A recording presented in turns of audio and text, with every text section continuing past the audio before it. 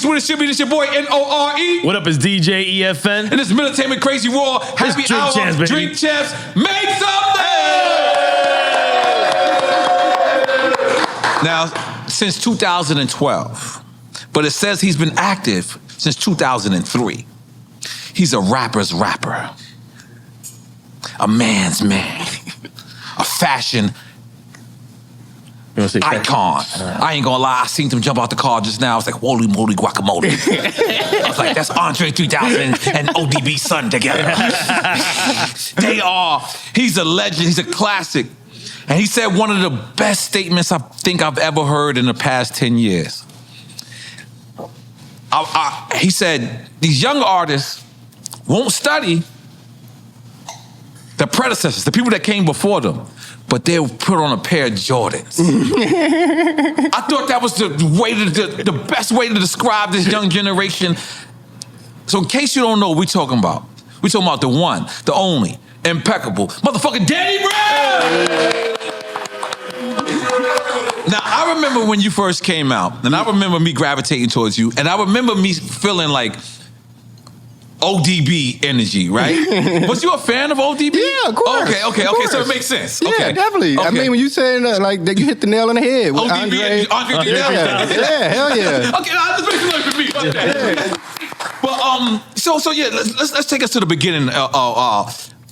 When did you start making music? Or because on the internet when we Googled, it said 2012, but then it said you was active since 2003. Yeah. So let's break it down for the people. I mean, you know, my first time ever rap was like kindergarten. You was a kid, right? Yeah. My dad had took me to Fresh Fest. It was Get the fuck out of here. Yeah, Fresh Wow. Fest. Yeah, it was like EFN was DJing. Yeah. It was like LL Cool J, Run DMC, and he said I ain't even watched the concert. I just started mimicking everything they was doing on stage. Get out and of just here. started rapping. And then like maybe like, you know, I was in kindergarten, so maybe like not too long or after, it was like show and tell. And I ain't had nothing to show or tell because I wasn't paying attention in class. So I just went up in front of the class and I rapped. And then all the kids was just like clap. They stood up and started clapping and shit. Right. So I was like, damn, that's the only thing I'm good at. So I just kept it going, you know? Now, one thing I'm gonna be honest with you. Listening to your music, the one thing that I regret is that I didn't know you back then because I wanted to take an ecstasy and hang out with you back then. I'm just being honest. I'm sorry, did I go too far? No, because I'm listening to your music and it's like, you talk about E, and I'm not gonna lie to you.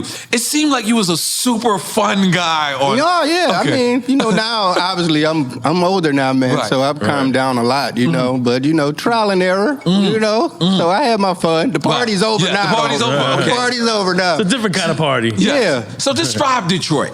Detroit? Yes, for us. I mean, Detroit's hard, man. Yeah, Detroit is hard. I ain't gonna lie to It you. was just real hard. It wasn't really too many. You know, I grew up in the '90s, so Right. it wasn't really too much. It wasn't even like no outlets and nothing like that. Like even me for wanting to be a rapper, you know, Right. it wasn't like I can go downtown and get a record deal. It Right. wasn't even like. Even with Eminem being that big. Well, that's 90s, I mean, but not that yet, was the not late yet. '90s. No. You know, You're right. You're I was right. already selling crack when Eminem came out. You know what I'm saying? So for people who don't know, like Detroit at one point was the Motor City, right? Yeah. It was like, and then it The factories, yeah. I mean, and then it just like Motown. I remember. I think I told this story before, but I remember one time I was in Detroit, and I left the show, and I remember me going like back to the hotel, and like for the half of a mile going back to the hotel, no lights was out. Yeah. I mean, or no Yeah. lights was Yeah, on. yeah, It was just pitch black, and I was just like, holy shit. And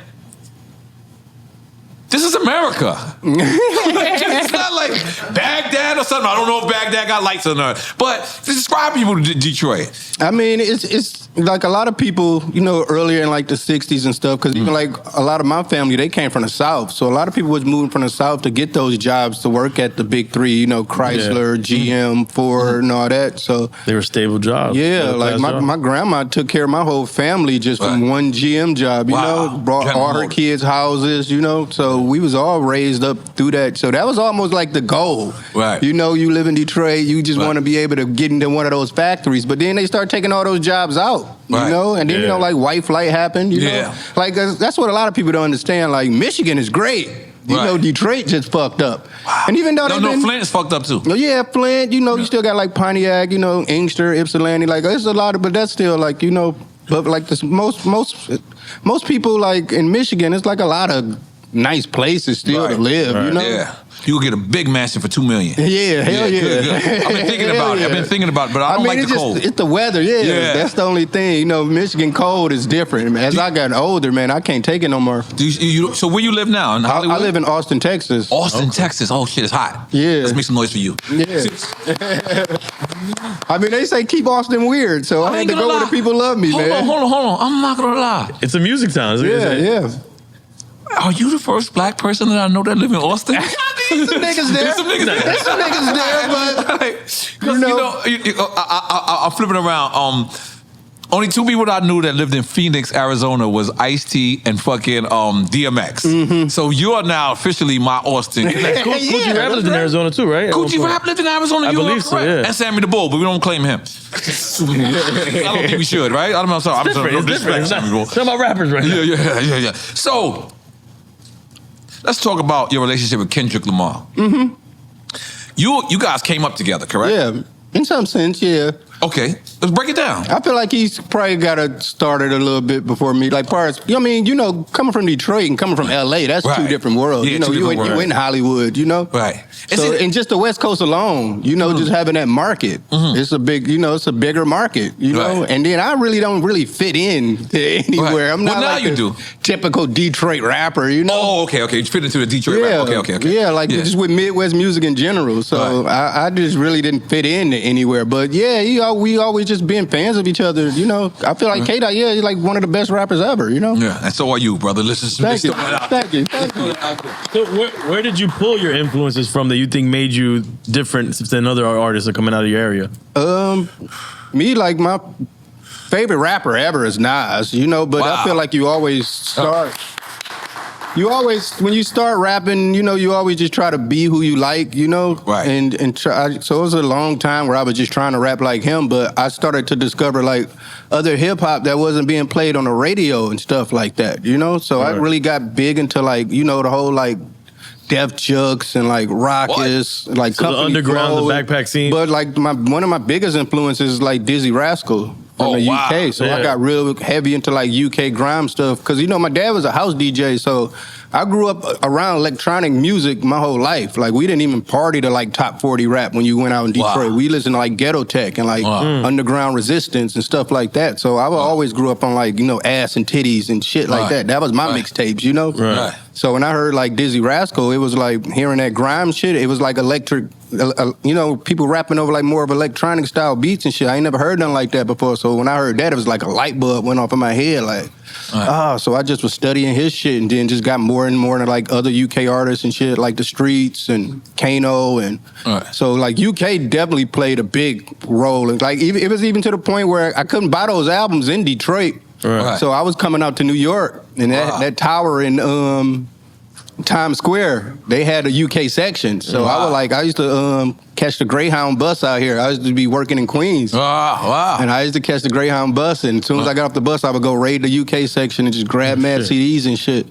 You know, that's what's unique about you is me and you share something that's very similar. It is you sound nothing like your favorite artist.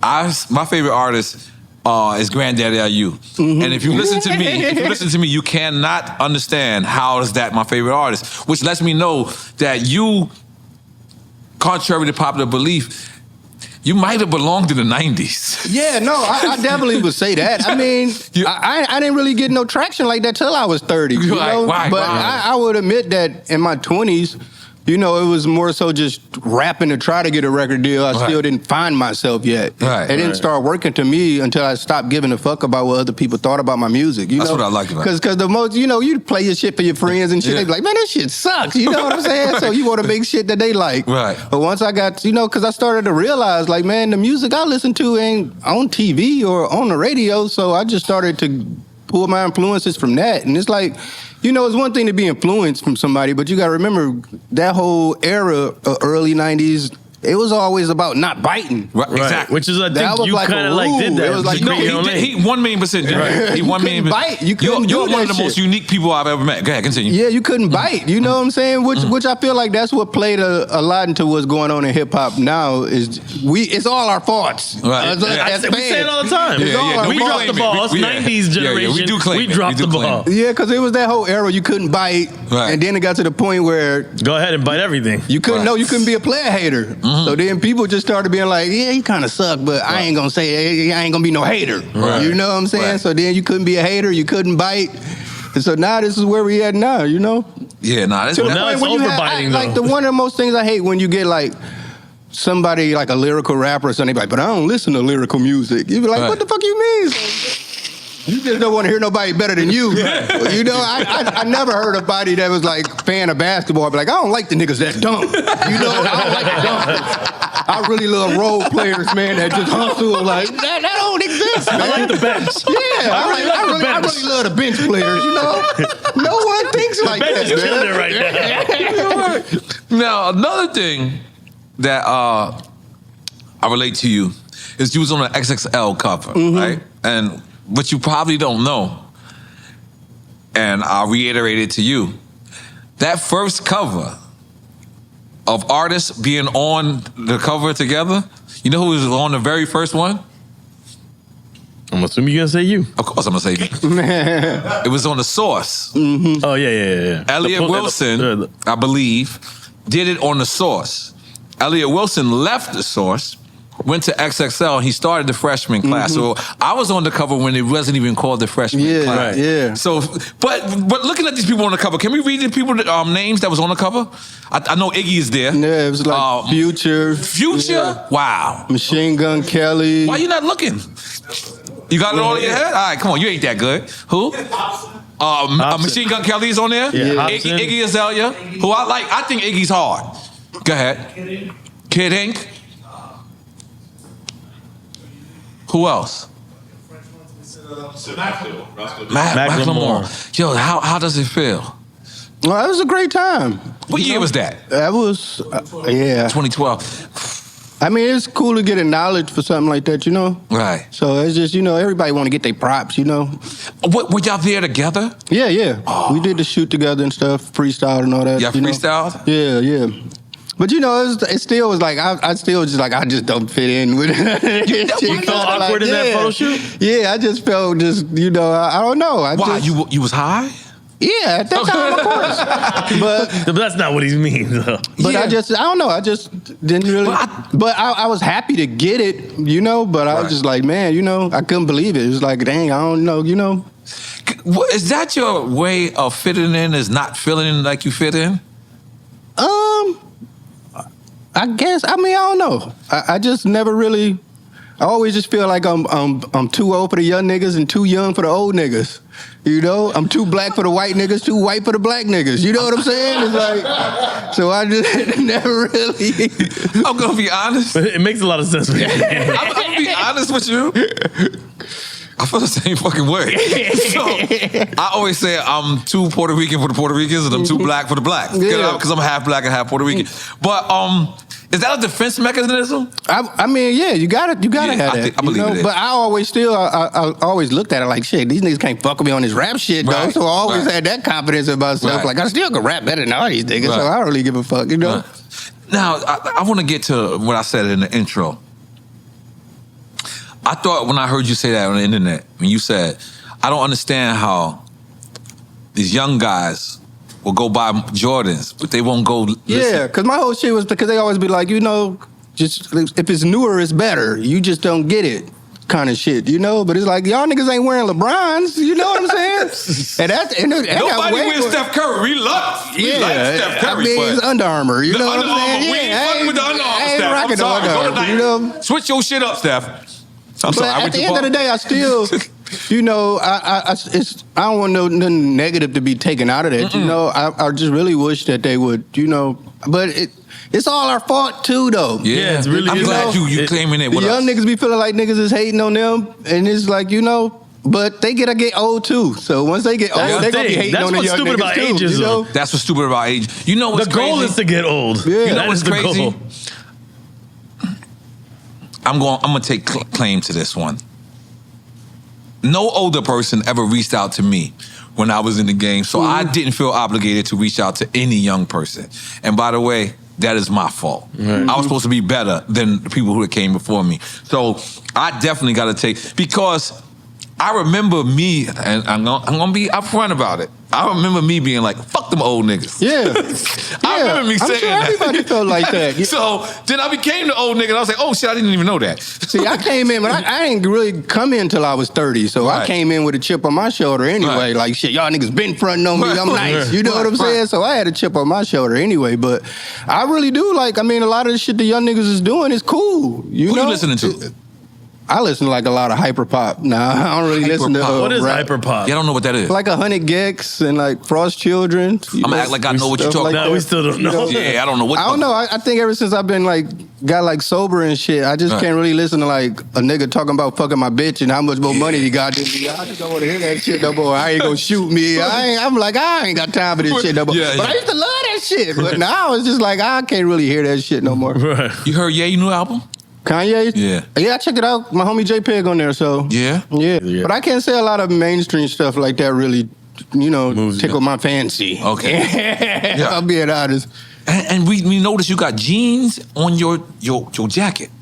Yeah, I mean, That's a jean jacket. That's a real jean jacket. I'm a jean jacket guy, but you take it to the fullest. Like, He said, we're going to make a real jean jacket. put us on. What is that? it's actually my homie done by Doug. He does like custom pieces for me and stuff. So That is this definitely, like that one is of the custom most unique pieces. shit I've ever saw. I mean, you can actually unsnap this and zip these up and make pants out of it if you want. You know? Oh, shit. So What's his name? done by Doug. He's in LA. Done by Doug. Shouts out done by Doug. He making Transformer clothes. Yes, Yeah, yes. ill with that sewing machine, man. Ill with that sewing machine. So what made you want to get sober? Like, Oh, I was as just I take a fucking drink, up. I'm sorry. I was just fucking up. Oh, I yeah? mean, after a while, you know, you're doing this shit for so long, you know, a lot of people don't We really realize the root of it. You know, you Right. start getting fucked up. It started out for fun. You Right. just having fun with it. But then Right. you find yourself fucking doing blow, getting drunk, drinking a fifth a day by yourself. And you're like, why am I really doing this? You know? without the blow part, I got the other part. So how do you have? And by the way, I admire you. You know what I mean? Yeah, congratulations on the sobriety. Congratulations, because I mean, it's almost been a year, so I'm still a baby in it. But, you know, Right. so I'm not being too overconfident. Right, you know? right. I just still take it day by day. because it's to each his own. But I want to ask you, like, but because for people who probably need what you went through, how do you still have fun? I don't. I don't. Yeah, that's as honest as It's it no gets. more Holy fun. shit. Like, Yeah. I mean, but I'm 42 years old. The fun got to be done or you going to die. Wow. You get what I'm saying? Yeah. Like, my fun was deadly. You get Oh, what I'm right. saying? Okay, So okay. I was like, you know, I was like a living skydiver. You know what I'm saying? You can't keep jumping out the plane every day, you Right. know? Yeah, it's real. You got to Hoping it do it opens. every blue moon and be like, I live it. I get why I'm living, you know? Right. You ever But- been to Colombia? Nah. That's what I'm saying. It might be different if I was from there right now. Ain't nothing but these fentanyl packs. Motherfuckers start dropping fucking with that shit now. You know, but niggas was getting that pure. This is puro? No, I ain't gonna lie. I feel like Drake Chance, we just gotta go to Colombia, just one trip and just get it out of our system. I already went and I got it out of my system. Let's go again. Let's go again. Okay. What's your favorite place that you ever been to? My favorite place I ever been to, or just in general? In general, yeah. I mean, just being a fan of it, London, you know? Yeah, how was that after Even you being though such a fan of Brixton? the music? No, just London. Okay. Shoreditch, you know? I mean, it's just being such a fan of the music, you know?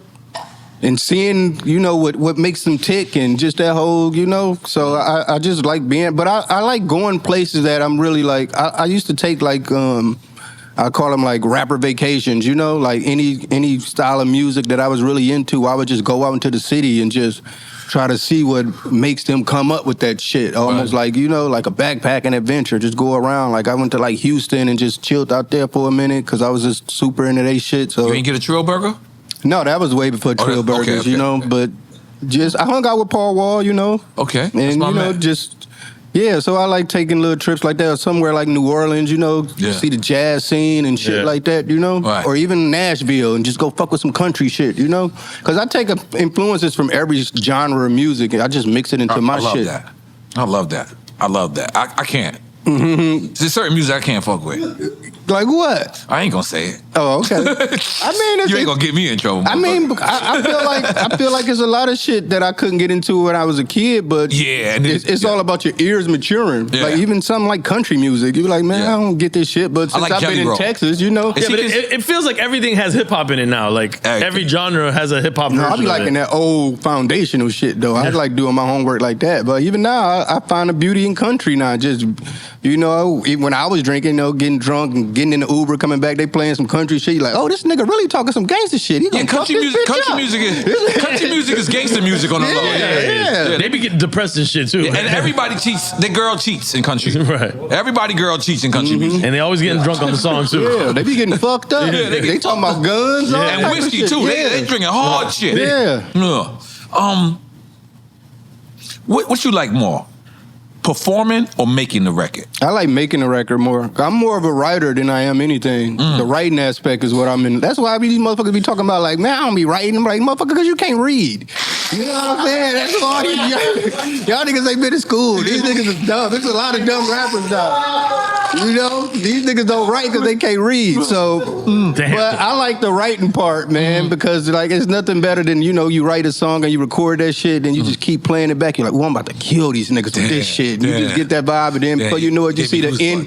You see the end result when you on stage and you like, I knew I was right. This shit fire, you know. So I like that part more than anything. It's like knowing, like trusting your instinct. Like, man, I know I got some shit. You know what I'm saying? Have it been a time that you were wrong on a record? All the time.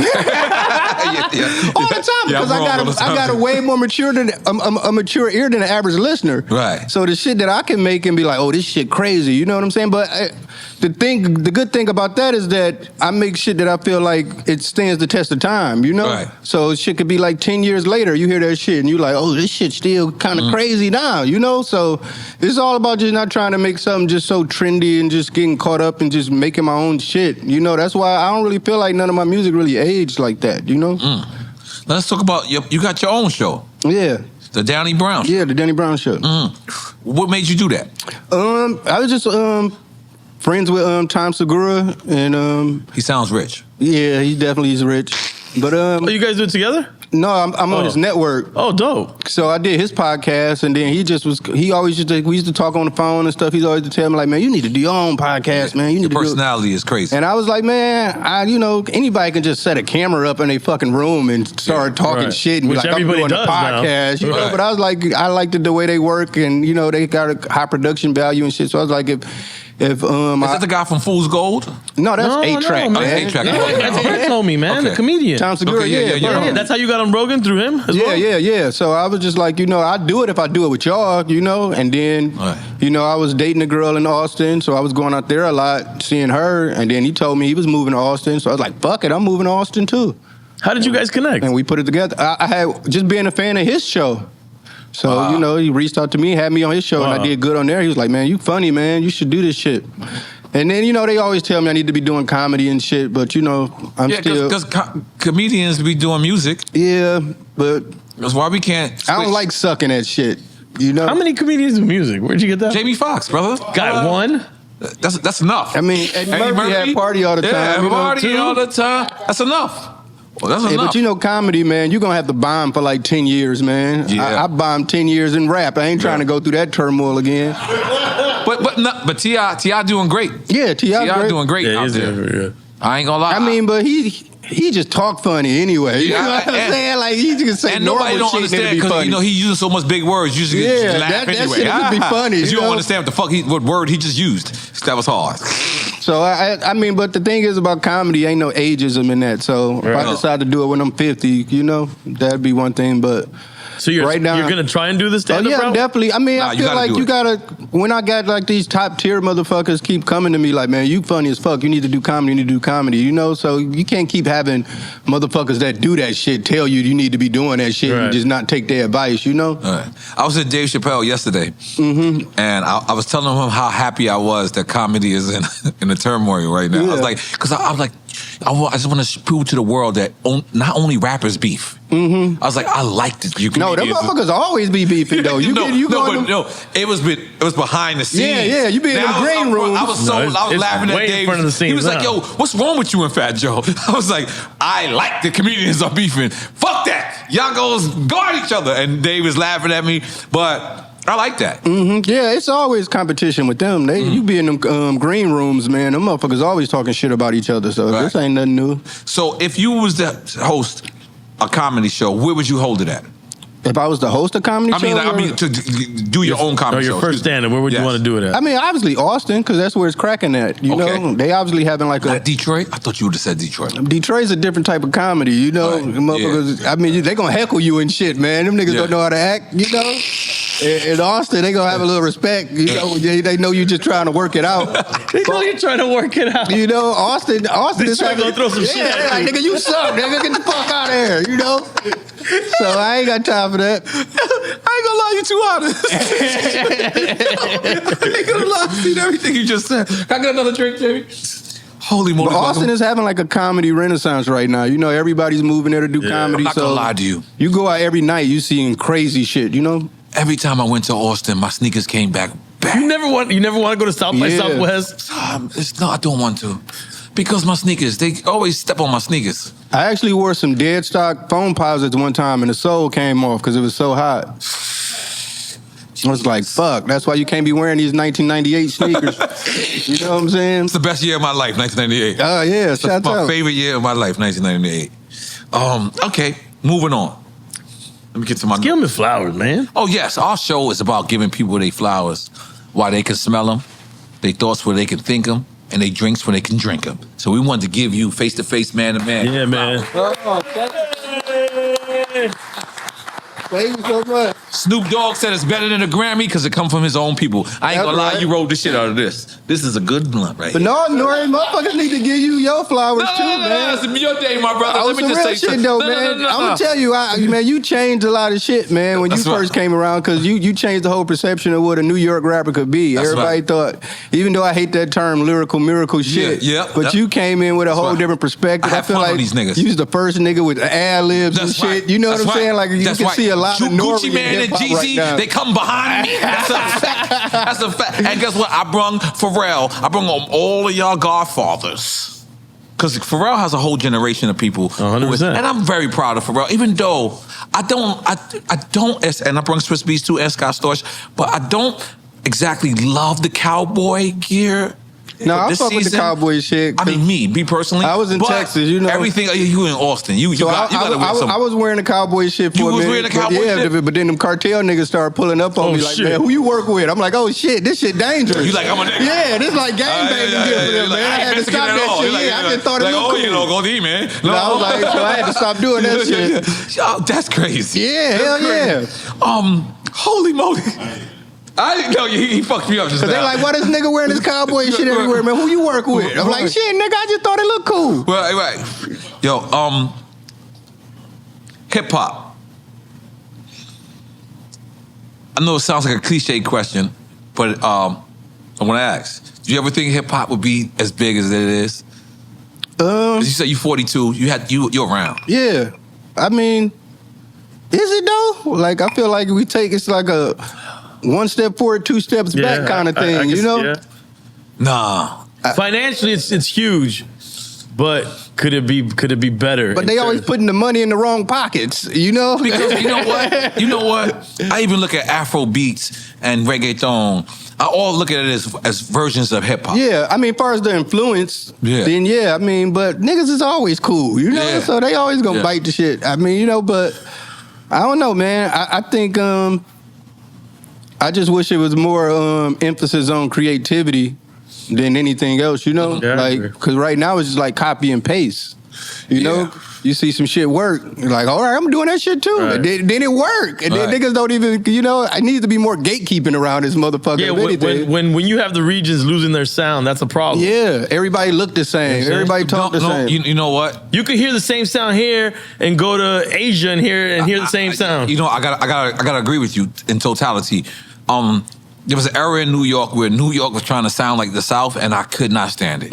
I could not stand it. I even did it. I mean, but you still I got had a certain record called places. Tout Out. I'm so disappointed in myself. It's still certain places that stick to their guns. Like you go to like Louisiana or like Memphis. You know, they still gonna do their shit. You know, but on a large scale, to be honest, that's just the internet though. The internet just made the world smaller. You know, right. So, and it brought a lot of people who probably wouldn't have been artists into the fold. Yeah, but a lot of motherfuckers don't even know why they rap. Right. You get what I'm saying? They just like, fuck it, man. This shit cool. I'm gonna do this shit. Just like how everybody's an influencer now, everybody was a rapper at one point. And that's the same thing. It continues that cycle.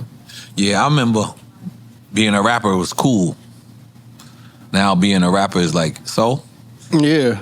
Like, I remember I could get pulled over and say, I'm a rapper. I'm almost embarrassed to say it. Yeah, I'm about to say I'm a drug dealer at some point. Like, if the police pull me over, I'll say I sell drugs. Yeah, like...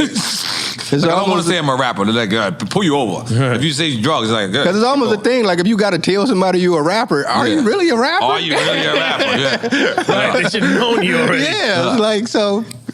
You know, it's just like one of those things. But to be honest, I do like the fact, because as a person that took me so long to get into it, you know, how easy, I'm not saying it's easy, but, you know, you can make some shit. And the people fuck with it, you own, you know? So you ain't got to go through all these pipelines and shit like that, how it used to be before, you know? Right. So I do like that part of it, you know? Right. I'll tell you, I come from the era where I'm 46.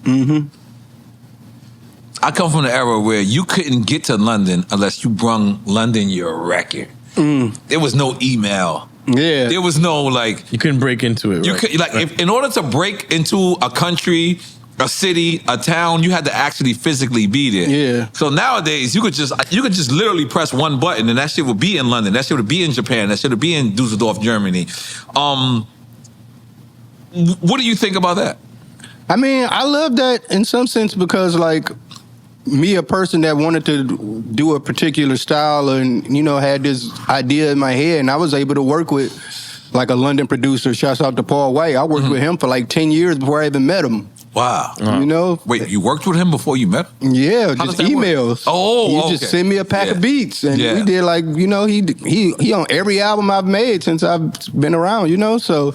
just being able to connect with somebody that I still felt like we had that same ear with music, you know, more so than me just having to work with a motherfucker that's around the corner from me that, you know, couldn't even understand the type of shit that I'm into, you know? So for that part, yeah, it definitely helped make my music better. Okay. But that's different from what you're saying because the network is dope that you can network with anybody around the world. That's beautiful. And create those connections and relationships. What you're saying about selling the record, the same time that one record that's being pressed and is going across the world, there's a million records at the same time going across the world. Yeah. And it's different from building relationships to just trying to get it out to people. Right. It's oversaturated. Yeah, I agree. Yeah, so I'm saying that is what I was saying is the good part of that. And I think that's kind of the bad part. Right. The good part is the relationship building, be able to talk to anybody around the world and connect. Now, we always talk about this on the show, is in the 90s, we couldn't send people emails. We couldn't, what we had to do was we had to bring a 2-inch rail to your studio session. Do you think the music is better because people were in the studio together as opposed to people sending features? I think the music was better because limitations breed creativity. And now you can everything is just so easy to do. Even just like the drum machines motherfuckers got now, like the type of shit, you know, like the type of shit Dilla was doing or like Primo and all them type of motherfuckers, you know, the type of beats they was making back then, man, they was really having to be like scientists, like real like genius to be making these fucking beats. And now you know, you can just fucking get fucking VSTs and plugins. Now and, you have the and just Dilla do pack shit. and the Premier pack. All that shit is just right there for you to take it, man. So I think limitations breed creativity. So the type of shit motherfuckers was like, imagine them Bomb Squad beats and shit like that. And the shit like Beasties was doing and shit. You know, the like, layers of music that they're like putting motherfuckers together. ain't even working that hard to make no music. You know what I'm saying? Niggas ain't And the way they had to do it back then, like they ain't analog style. They ain't putting that much work in, you know? And then you just the point of having studio time. Now motherfuckers record shit in their bedrooms, you know? That's why these motherfuckers don't write. You know, before you had to have that shit, you know, you recording on the tape, you got to fuck up, you know, you got to do the whole verse back. It wasn't no punching in and all that shit, man. So to be a rapper is way easier now. Right. You know? What do you, Fabulous, and Nas have in common? What do me, Nas, and Fabulous have in common? I mean, I wouldn't know what. Got your teeth fixed. Oh, yeah. Damn. You got me. Killed that. Yo, what made you do that? It really was a health thing. That was like kind of like your signature. Yeah. Like when people saw you, you had the missing tooth. Yeah. And it was like similar to Nas. Mm-hmm. Like I remember Chip 2 Smile. He even said it in the record. And Fab the same way. So what made you say, you know what? It was really a health thing because I didn't have those top teeth for so long. You know, you constantly biting shit. Your bottom is working way harder than your tops. And your bottoms don't supposed to be biting shit. You know what I'm saying? So my dentist was telling me like, man, you about to lose your whole fucking bottom row. You keep going like this, man. You gotta get you some chompers up in that motherfucker, man. So I just had to do it, man. You know? Mm-hmm. You happy with him? I mean, it is what it is. I mean, I can honestly say, I mean, I guess I was going to do something for a motherfucker's self-esteem. It was a time in my life, you know, you walk up on a bitch, they be like, you know, you might get a little flavor. As soon as I talk, people be like, damn, what happened? You know, so. She said, damn. Yeah, like, damn. Start trying to say gangster shit like, I got pistol whooped, you know, in these streets. Motherfucker just came down on a rebound wrong. Elbow me in the mouth. You know, you got to start that's how you making... Yeah, that's how I look. But then I got hit by a car. Oh, wow. In the KFC parking lot. KFC, send this man a check. KFC, send this man a check. You know? He done sacrificed for your chicken wings. You know? For your thighs. But yeah. Original or extra crispy? I'm an original guy. I'm original too. Yeah. Continue. But yeah, it just was a health thing. I mean, you know. And you got it. So now, one thing about you, hair color changes. Mm-hmm. Sometimes we see you with green. Sometimes we see you with blonde. Sometimes we. It's just. What is this? Do you have a hairstylist, or this is you? Are you your own stylist? Yeah, in some sense. Yes. But I don't know. I just think you know, a lot of people, they just get caught up. Right. I think a lot of people be scared. They look in the mirror and they just be happy with what they see. Maybe I'm not happy with what I see all the time. Like, I need to change this shit up. So I never keep the same hairstyle. But like, some people think I got like a personality disorder or something, man. Like, I'm never happy with myself. So I'm always trying to fix some shit. Right. But no, I just, you know, or a lot of people just get comfortable with the way they look. I just think I'm never really comfortable. Or I'm just not scared to take chances, you know? No, I think that's what's unique about you. Is the weed fucking you up? No. Okay, you sure? I love weed, okay, man. I just can't smoke it, man. You got your own weed, right? No, I wish. I thought you got your vapor. Nah, man. I mean, when I went to rehab, it wasn't no intentions on me to stop smoking weed, you know, because I love the weed. But I just had to realize, man, my weed bone connected to my drinking bone. My drinking bone connected to my coke bone, you know. My coke bone connected to my dick bone. And it's just a gateway for everything. So I ain't gonna lie, I felt like that was the hook. I feel like we're gonna make a record out of that. You know? So I just had to give up everything. I even quit smoking cigarettes, man. And I was a Newport pack a day, you know? Oh, man. I ain't gonna lie. He was one of those, just like you. Yeah. Hey, cámate. Yo, you know I had a Newport. Yeah, I know, man. I know. I'm gonna be honest with you. That was probably the most ignorant thing I've ever done, right? Yeah. And I'm gonna tell you something. Because it really held Newports. Mm-hmm. So I went in the elevator, and I'm with this rich white lady that, by the way, we still live in the same vicinity. And I get in the elevator, and she looks at it. She's just like, she's disgusting. And I'm like, without no like knowledge, I just opened it up, and I grabbed a cigarette out, and I put it in, and she was like, Should have never gave you niggas money. That's exactly what they said. And I was the most ignorant. You know how they say, you ever spend like dumb money? That was probably the dumbest money I've ever spent in my life. But it was dope though. It was dope for the time though. I ain't gonna lie, I killed it. I had the, you I had the bodied number one that rapper chain at the time. At the time. You in the jury? I'm more of a watch guy. Which watches are you into? I always, wanted I used to be really into like vintage Rolexes. Vintage. Yeah, okay. I used to get I was really into like collecting, if you like certain businesses like Domino's. You worked at those Domino's. Rolex. Yeah, that's shit like that. exclusive. So I would like shit like that. But then I just started to realize that you can't even go to the Rolex store and buy a Rolex. They won't sell no niggas no Rolex, you know what I'm saying? So it's like most of these niggas just wearing secondhand Rolexes. So then I just stopped being in the Rolexes and just, so now I'm more of a Breitling guy. Breitling, okay. Because I understand. I mean, you want to watch that do some shit. Breitling's really for pilots going through wars and shit. You know what I'm saying? You can't die with a Breitling on. They'll find you. Yeah, so you can't go missing so I with a like Breitlings now, like Tag Heuers. Okay, wow. I'm more into those type of watches now. Okay, yeah, I ain't gonna lie. Listen, I'm trying to get into Grand Seiko. I'm trying to go to Japan. Yeah. That's where this interview should have been. We should have interviewed you in Japan. I've never been to Japan, man. Never been to Japan? I mean, I always used to look at those places like I ain't want to go because I couldn't smoke. But now since I'm sober, I'm like, I'm with it. So I turned down a lot of shit just because I couldn't smoke weed there. Yeah, I ain't gonna lie. Yeah, there's not a lot of weed in Japan. You did. I didn't even look at it like that. You know who I was with in Japan? For damn near a month, 8-Ball and MJG. It was Capone and Noriega and 8-Ball and MJG did a fucking tour in Japan. That's fire. For a whole month, and Instagram was not. So we actually have no we got like 2 pictures. Right, like no proof of it. Yeah, it's no proof of it. So, but 8-Ball and MJG obviously know, and we want to give the invitation to 8-Ball and MJG, absolutely. man. You know, Hey, legend, man. Coming out hard.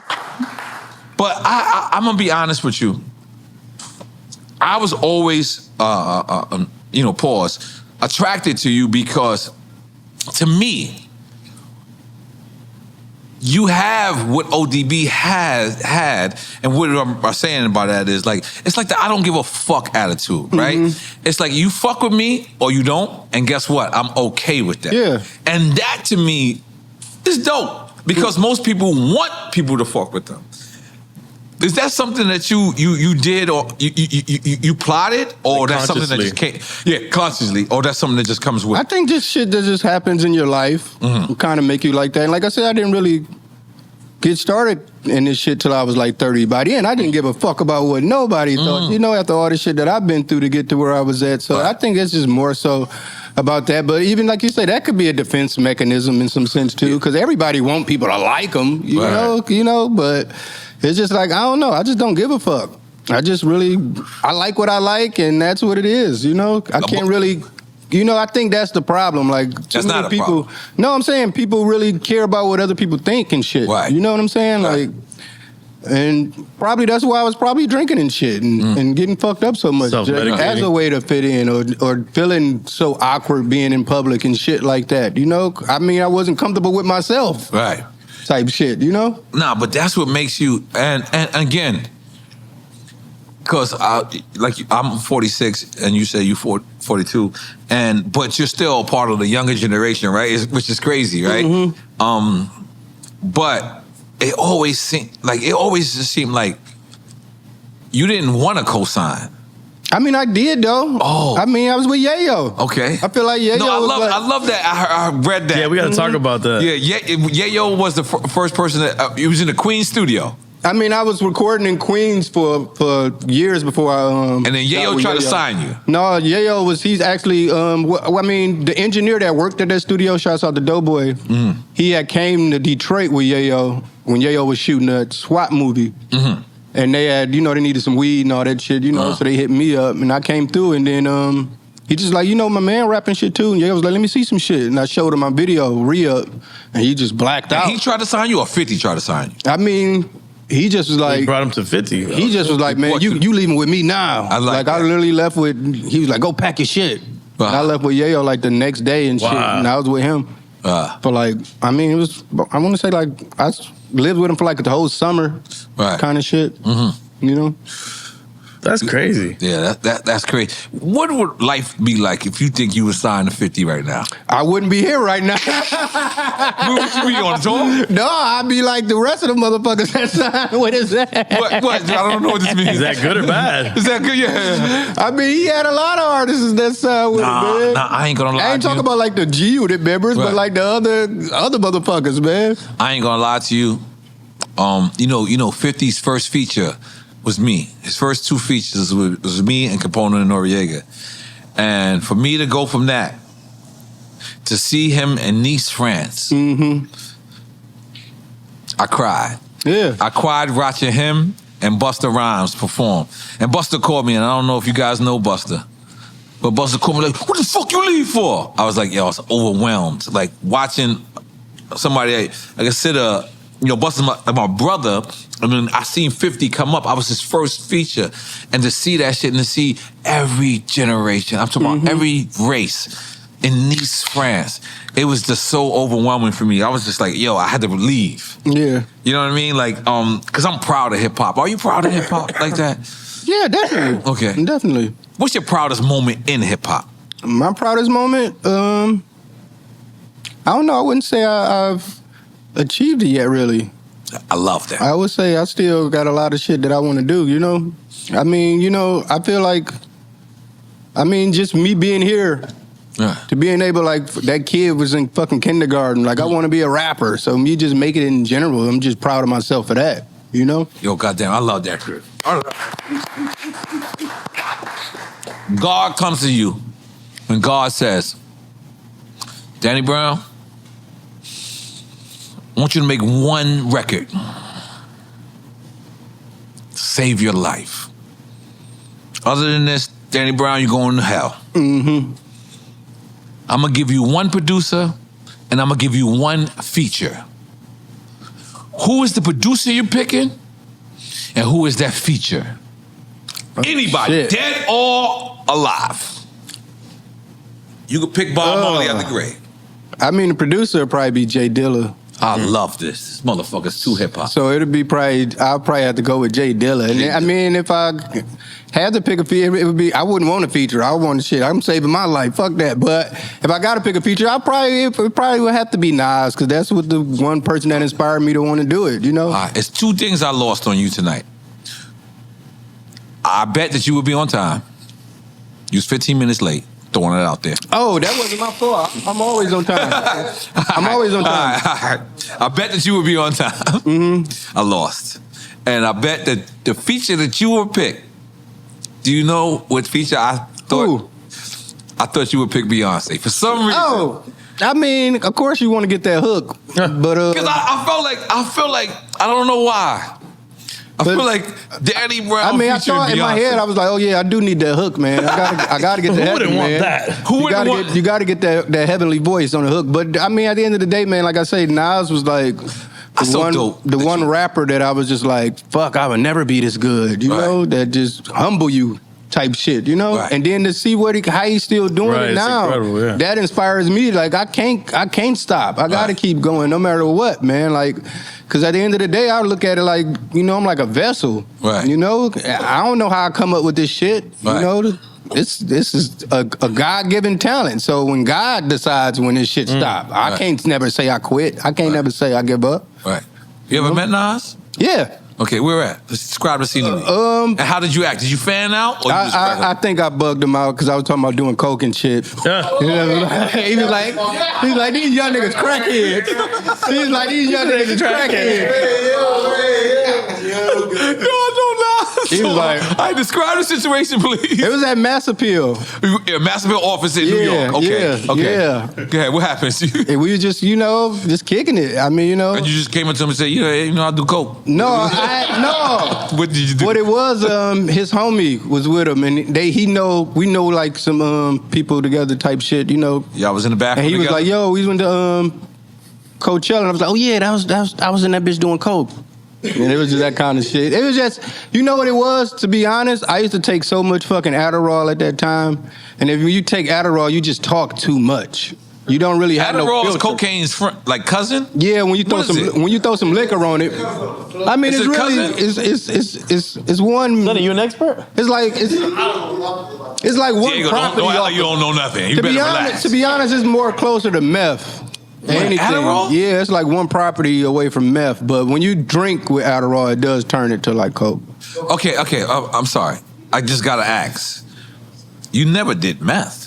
Fuck no. Okay, all right. I mean, shit, all the fake Molly I used to take, I probably did. Yeah. Some of the Molly is meth. Your man Jason. Yeah. Get some of that Molly I probably was doing in the States. You know, I ain't realized who real Molly was till fucking going to Europe. To Amsterdam. No, London. London. Really in London. Damn, the Cause you know, you drill get that fucking crystal shit out here and shit. Then out there, they just gave me a bag of powder. I'm like, what's this powder shit? Yeah, you it's that know, EFN shit. And they gave me that powder shit, and I licked my finger and hit that shit, and they think I know the whole bag dissolved. And I was like, what the fuck? So then I just did all of it. Next thing you know. I just did all of it. And they came back to me like, man, you got some of that Molly, man. I'm like, they call it Mandy. You got some more of that Mandy, man. I'm like, shit, I did it. They're like, you did the whole ground, man. You're gonna be fucked, man. And I was fucked up. That was a great accident. Yeah, I can't do a UK accident. I was trying. Wait up. So you did the whole You bag? did the whole ground, man. I was like, yeah, man. I thought I fucked it up. Next thing I know, I just started going Cookie Monster. My eyes couldn't stay still. Then there bit a hole in my lip. I ain't gonna lie, because this sounds so fucked up. I wish you were still getting high. This sounds so fucked up. Because I don't mean it like that. You know, I know what you mean. I'm proud of you. It's just I wish I could have hung out with the older version of you at some point. It was fun. Yeah. Or I would have got on your goddamn nerve. You'd have been like, I can't take this shit. This nigga got his fucking shit. I would have been cool with both. Yeah, you know. I would have been cool with both. So, you being from Detroit, we just had Benzino on our show. Mm-hmm. Benzino and Eminem, I don't know what's their problem. I don't get it. Whose side are you on? I mean, I'm obviously gonna ride with my city. Okay. I'm an Eminem guy anyway. Okay. I mean, you know. Yes. I respect that. Yeah. Okay, moving on. But I still remember the almighty RSO days. Yeah. You know what I'm saying? I know Benzino was more farther than the source, you know? Yeah, because we had a wild one. This is a wild one. Yeah, it's a crazy one. People think the trailer's nothing. Nah, it's the tip of the iceberg. It's a wild one. But it's dope that he mentioned Almighty RSO. They were dope when they came out. Shit, man. That's the thing. Down I'm like unit, I feel like I'm a hip hop historian, man. Yes, you know? yes. Let's do quick time with Slime. Let's do it. Can you explain him?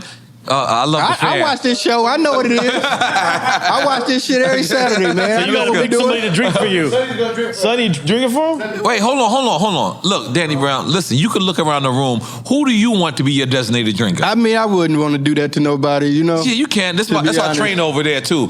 Tommy, the trainer over there. You could have him be your designated drinker. I mean, whoever want to drink. That's what it is. Sonny want to drink, man. All right, sports chance, Sonny D. You know? But give Tommy a drink if Tommy want to drink. Okay. So he don't got to explain the rules because he said you know the rules, right? Yeah. All right. I'll take a shot. Ready? Yes. Tupac or DMX? Tupac. That was easy. Yeah, I mean, just because, you know, his influence of what he's done so far. I mean, you wouldn't get X without Pac. That was a great explanation. You know?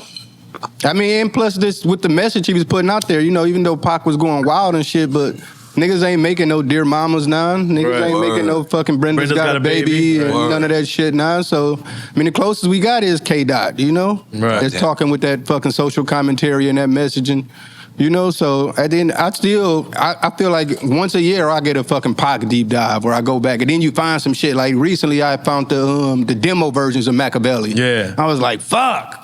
This motherfucker. And then people be fronting on Pac, man. Everybody be always talking about Pac wasn't lyrical and shit like that. You tripping, man. Pac was rapping motherfuckers under the table, man. Yeah, he was. He had wordplay. Like, it was just, he had it all, man. He was a songwriter. Yeah, he was. Yep. Nas or Kiss? Nas. And that's just because Kiss ain't got no better album than Illmatic, you know? I think Kiss would say that. If we go 16 for 16, I'm pretty sure Kiss will, you know, do his shit. But I mean, Nas just got that classic album, man. And to me, he got more than And that. Stillmatic, and it's, I mean, it was written, you know. I fucking love Godson. I fucking love the Double Street Disciple. I love all that shit, man. Man, you from Queens. Lost Tapes was dope. Yeah, the fucking original version of I love Am. the fact that you from Detroit and saying that, because that's exactly how I feel. Yeah. I love that. I mean, ain't too many motherfuckers better than Nas, though. Ain't two motherfuckers better than Nas. And that's my friend. God damn, make some noise for my motherfucker. Kendrick or Cole? Kendrick. I mean, he made The Pimp a Butterfly, man. Like, Yeah. And that was like... Is that the album with him, the van? No, that's the one in front of the White House and shit. Oh, okay. That's in front of the White House and Kid in Man City. Okay. But, I mean, that's just because... I mean, he just take it too far, man. You know what I'm saying? Like, anybody that put that much effort into the fucking music, man, like, he just really take it. But he's just like, you can just... Some motherfuckers just naturally gifted. Like, I feel like Cole worked hard to get where he at. He studied hard. He rapped hard. I feel like Cuz was just born with that shit, man. Like, you can't take that. Did you just say J. Cole? I feel like Cole, he did his 10,000 hours. Said it came natural to Kendrick. With K-Dot, I feel like he just was born like that, you know? Yeah. Okay. So you picked Kendrick? Yeah, I picked K-Dot all day. Okay. Pharrell or Kanye? I gotta go with my Filipinos, man. I'm gonna go with Pharrell, man. Pharrell's Filipino? Yeah, man. I'm sure. It makes sense to me. Yeah. You freestyled that. You made that up just now. Pharrell, I mean, that motherfucking name is Williams. I'm Filipino, so always. So he would know. Chad Williams is Filipino. Oh, well. Chad. I gotta go with my Filipinos, Wait, man. Vincent, find out if Pharrell got... Nah? Listen, I'm not. I was thinking since he is, he might have known more. I didn't know it was a Filipino in the crew, man, so I'm going with my Filipinos, man. I love your racism. So you say the Neptune. Yeah, Neptune. Yo, I'm not gonna lie. Hey, man, Pharrell, you might... I'm not hitting Pharrell. Pharrell plugging me in with a Richard Millie. So until he does that, I'm not gonna bother him. I will not hit him. Pharrell is one of the greatest producers of all time. I would really love to work with him, man. You never worked with Pharrell? Fuck no. I can see that collaboration. Yeah, I can see it. Yeah. He follow me on Twitter, so maybe. So, have you met Pharrell? I seen him one time, and I think I probably weirded him out because I couldn't stop following him around, but it was by mistake. Wait. How's that by mistake? Because he just had an aura around him, man. I couldn't, it was like a glow, and I wasn't meaning to do it. I couldn't stop myself. It just was like I just was drawn to the nigga, man. I was like, everywhere he went, I was like, shit, I'm going there too. Yeah, it was like it was like I don't know, like a kindred spirit or something, man. I couldn't stop following the nigga around. I'll be honest with you. I said this earlier, but you keep it too real. I love that about you. I couldn't stop following the nigga, man. I know he's like, what the fuck is wrong with this nigga? But I couldn't stop following the nigga, man. I can't lie to you. You keep it too real. Yeah. I love that about you. But he actually is that guy. Like, you gravitate towards him. Like, I couldn't stop. I wasn't doing it on purpose. How about Andre 3000? Have you ever met him? I wish, man, because I would love to have a conversation with him, man. I've learned so much from him. He's like the same thing with Nas, too. Right. It might have been like every time in my life when I was just talking like motherfuckers, like, I don't want to listen to motherfuckers lyrical and shit. Like, there was a time in my life I just couldn't really listen to Dre because I was like, man, he's too good, man. I can't do nothing with this shit, man. If it was anybody that, like, as much as I love Nas, if it was anybody I could be like, I wish I could rap like that, it'd be him. Andre. Mm-hmm. And you never met him? Nah. Damn. I ain't gonna lie. I would pay people to see the moment you and Andre 3000 smack 5. I would love, man. I would love to meet him, man. I feel like both of y'all gonna have on something crazy. It'll be a fashion statement for sure. I feel like it's gonna be like it's gonna be a GQ session with either one of y'all planning it. Yeah, it definitely is a huge influence on me, man. And I swear to God, this is where I feel like it's gonna happen. Just roll with me with the rumor. They're gonna be in Utah. Utah. With the Mormons? Or Missouri. Mm-hmm. It's gonna be like a weird place. Yeah. He's gonna have on pink socks. And you're gonna have on orange hair. Orange, yeah. I was trying to get orange for a minute, so it's not too far off. It's not too far fetched, right? Am I on point? Yeah, you might be on point. You You might be on point. I can see me doing Orange one day. Okay, let's keep going. Quick time slot. Future or Young Thug? Future. That nigga said, told my mama I don't need a bed. I'm sleeping on the floor. Ever since he said that, I was like, oh no.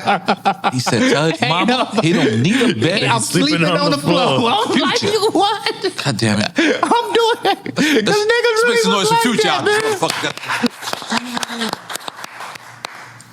Wu-Tang or NWA? Wu-Tang.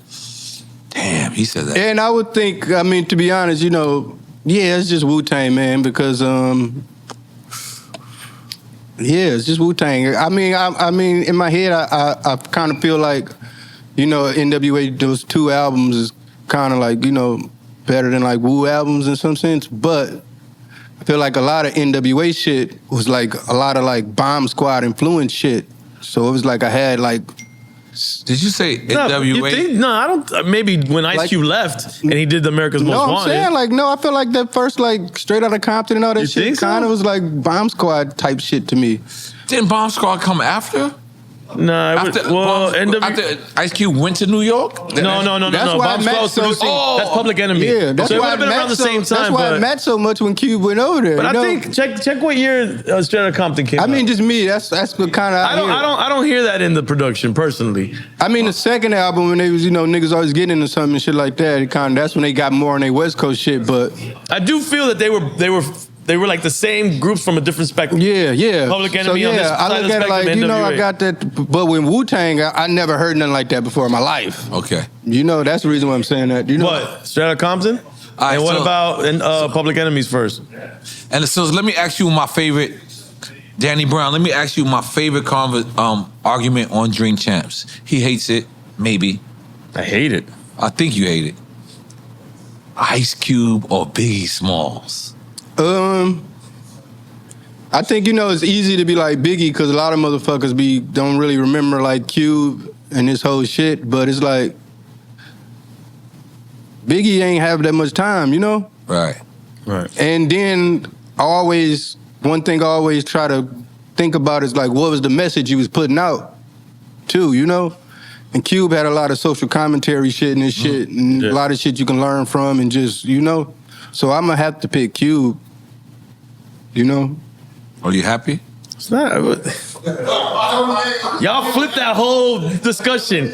Oh, I ain't gonna lie. Yayo asked me who my favorite artist was, and I said I just happened to say Cube. And you know, it was Yayo. It was me and Yayo. Yeah, I remember I seen that. By the way, that's the quietest I've ever been on Drink Champs. It's because I'm still up in the air. That is a great fucking. But don't get me wrong, Biggie is still one of the best Absolutely. ever to do it, you know. Right. Especially But he didn't coming have, from his unfortunately, age, the time to do coming it. from his age, to me, the argument would be who's better is Cube or Scarface. If you're going lyric for lyric, Yeah, that's the one I would be like, That's a tough one. I can't really, you know. You would take a shot for that if you were still drinking. Nah, man, I'm saying Cube. You still saying? Yeah, because Cube was, man. because You Cube need was to come back talking to about the- shit, Cube, man. wherever you at. Dude, when you put Straight Outta Compton, then you put America's Most Wanted, Death Certificate, Kill at Will, like Yeah. that album run, and then never mind when he goes into movies and he does other things, but like that album run right there is crazy, man. And then it was just totally like a representation of like where they was from on the West Coast and shit. Like you listen to a Cube album, you like, this is what LA, this is that shit. Right. You know, with Biggie, it was I just wanted like, a Jerry Curl. I ain't- don't get me wrong, like Biggie had the bops. He had the bangers. Oh, yeah. And he was a lyrical motherfucker too, but it was just like, I still just got to go back to what was the message he was putting out. Right. You know? And I love the fact that it's territorial to a certain extent, meaning that if you from New York, I don't think everyone from New York will back Tony Yayo. Yeah. Anybody from the Midwest or the West Coast will also agree with EFN. But sometimes it is territorial, and then sometimes it's just preference. See, I'm in the middle from Detroit, so I ain't. Right. I can't pick a You know, side. You know. yeah. And Detroit is considered the Midwest, correct? Yeah. Okay. So I can't pick a side, you know. But I just always, when I try to rank MCs and shit, I just always be like, man, but what was the message, you know? Mm-hmm. What was they trying to ounce smoke? Okay, I'm trying. Like, I'm what they putting out? You know what I'm saying? Mm-hmm. And Cube, he just had a lot of social commentary in his shit. Let's go. Eminem or MGK? Come on, man. Y'all trying to be funny now. Yeah, that's why I ain't asking. I mean, of course it's going to be M, you know? I mean, We wouldn't get an MGK if it wasn't for him. Right. You know, wasn't no white boys coming around, you know? Yeah. But for him like that, you know? And I mean, we had third base. Third base. Yeah, let's pick up MC Search. Milkbone, don't forget Milkbone. Was it Milkbone? Wasn't he from Everlast. Michigan? I think Everlast, Milkbone's from Michigan. Everlast. Or Jersey or something. Beastie Boys. Even Vanilla Ice. I wrote on a plane for Vanilla Ice. We got his phone number. He gave us a fake phone number. Let's pick up Vanilla Ice. Shout out He did Vanilla not Ice. want to do Drink Champs at all. He was like, nah, I ain't It'd drinking. be dope to have Vanilla Ice on My there. favorite white boy rapper is LP, so. Oh, yeah. Killer Mike LP? Yeah. Oh, hell yeah. Run the jewels. So I'm not gonna lie, because we just had Benzino on, so let me just say this. I did defend Eminem as much as I can. Mm-hmm. But my favorite white rapper of all times is Eminem. Mm-hmm. I can't deny that at all. I can't. And, you know, Zeno's my brother. I love him. So Zeno kept, baiting me. He was like, you really like him? And I'm like, yeah. And, he has his thing with him. But the thing about it is, I don't think I like Eminem because he's white. I like Eminem because I like Eminem. That's it. Yeah, like that's it. That I knew what he was trying to bait me into doing. But no, it's not I like him because he's white. I like him because I like syllables. I like the way you put words together. I mean, Fuck that's that. rappers type shit. You know what I'm saying? Yeah. You understand how difficult it is to do what he do when you do this shit, you know? Right. So that motherfucker be always trying to talk shit, be like, man, we don't hear no Eminem in the club. Nigga, you still go to the club? Like, Yeah, I don't want to go to the club no more. or anything. Like, Right. you hear Eminem at fucking football games and Right. stadiums and shit like And that. then look on So, Spotify. Eminem is still like the Yeah, number so it's one like- fucking artist listened to At on the end of the Spotify. day, no one can take what he's done for white boy rappers. At the end of No. the day, man, it wouldn't be y'all niggas. Now it's so many fucking Eminem clones and this shit. And you know why I wanted to defend Eminem, and it's not against Benzino, but I wanted to defend Eminem. It's because I hate when people say, "Yo, he's nice for a white guy." No, he was better than the niggas when he first came out. That's the way he got cracking. Because look, you know what they used to do? He's nice for a Puerto Rican. What the fuck do you mean? No.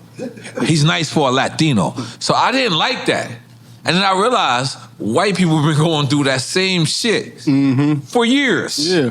He's nice for a white guy. Nah, man. You got to be nice because you're nice. That's like saying it's English. And by the way, I use the version nice. These young kids is like, what the fuck is it? Back in the 90s, in the 90s, you say nice meant you were nice. Yeah, it's Like, nice. You were ill. You were ill. Okay, moving on. Babyface Ray or Skilla Baby? Oh, this is a Detroit shit. Yeah. Yeah, it might be a shot for this one. Okay, I'll take I a would shot. take a shot because I'm gonna say like You want a shot? no. I'm Okay. saying this a shot. This would I'm be a fucking with shot. you. I like your sponsor over there. This would be the first shot. This would be the first shot. And the only reason because I'm gonna say because Skilla Baby is like a real rapper. He could rap his ass off. Okay. But I really love Babyface Ray because he's representing the side of Detroit that motherfuckers ain't really seen. And what side is that? And that's just like, because a lot of people, there's more people in Detroit, like people come to Detroit, everybody try to be too over gangster and, or you just super backpacked out. But it's just like cool ass fly niggas, that just like to chill, and be regular cool niggas and, be fresh and fuck with bitches, And I feel like that side of Detroit never really been represented and he coming through with that shit, man. So, yeah, I'm going to say that's a shot on that one. But Skilla Baby is like, he's a dope rapper in the sense of like, he could have been cracking in any time period of Detroit rap type shit. Like he literally could rap his ass off, Okay, moving on. All right, Biz Markie or ODB? Another shot. you don't get an ODB without Biz Markie, but just because Biz Markie don't got a better album than Dirty's. So I'm going to have to say Dirty. I can respect that. Wait, you said Biz Markie don't have a... Better album, man. Then what? Than any of Dirty albums. Up in the air. I want to say this to the fans because I know they're going to kill me. That is his. But by the way, I've never heard that before. So I want to say this clearly on Danny Brown. Like, please, because I can't definitively defend it. I can't. Can you? Look, EFN is confused too. No, I can see. I can see you want to change something. That first ODB album is so solid, man. Yeah, and I like Nigga Please too, though. You know? So, but I get it, you know, but you got to remember, man, Biz Markie came out, I was still like a kid, too, so my ear wasn't mature enough picking to boogers even... you was picking boogers, man. Picking boogers came out. But Biz is so important to the culture, like what he brought to the table was a game changer. Yeah, this is a great conversation. Continue. Outkast or UGK? Take a shot. No, relax. Because Outkast album run is crazy, you know? It ain't too many people that got 4 albums back-to-back like that. You know, UGK, they really didn't have that much time, you know? Damn. They really just, you know... His knowledge of the game is crazy. You know, they really just got them 2. Outkast got 4, so... I'm gonna have to say, I mean, the argument would have been hard if it was Mobb Deep or Outkast. That's when I'm like, I really can't really, you know, because they both got 4 to me. They tied. Okay. You got the next one? No, go ahead. This motherfucker's fucking me up with his answers. KRS-One or Rakim?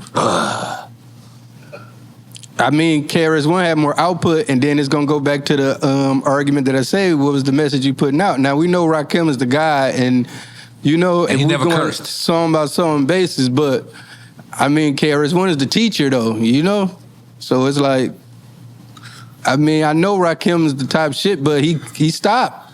You know, he didn't have that much output like KRS-One. But don't get me wrong, I feel like, I mean, it's one song, like, Rakim got a better song than KRS-One ever made, I feel like, you know? Like, Don't Sweat the Technique, I don't feel like... That's a great song. Nothing is kind of better than that shit, Juice, you know? Know the Legends. Yeah, Juice, Know the Ledge, all that shit, but I just gotta pick KRS-One just because he's the teacher, man. Like...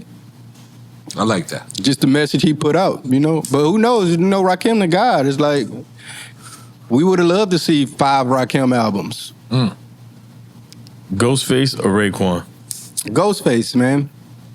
And don't get me wrong, I mean, he just, because Ray, I mean, mobility kind of just... You feel like that derailed him? Yeah, that's where the argument kind of be like, and just with Iron Man and Supreme Clientele alone is like the best back-to-back in the whole Wu-Tang, to be honest, you know? So, yeah, and Ghostface, that's somebody that I super looked up to. I got a Ghostface verse that I never used. It's on your beat, Has. Damn. Why are you looking at me like you don't know?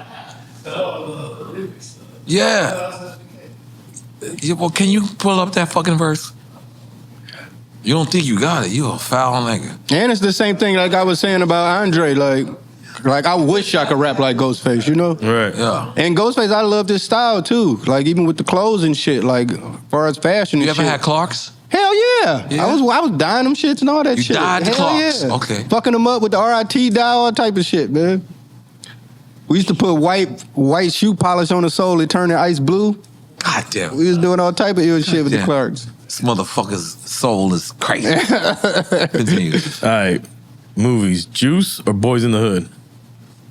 I'm going back to the message. So Boys in the Hood was more of like a social conscious movie. Juice made me shooting Juice is really like a fucking nigga horror movie. You know what I'm saying? No, you know, like I went this to nigga jail like Jason running around. You know what I'm saying? But with Boys in the Hood, just that whole shit. You know, a father. Ricky, once Ricky died, we was out of it. Yeah, but I gravitated to like the father trying to steer his son on the right path and get him away from that shit. You know, because a lot of niggas ain't grew up with dads and shit. You know what I'm saying? So I feel like that was like that speech he had with his son. You know what I'm saying?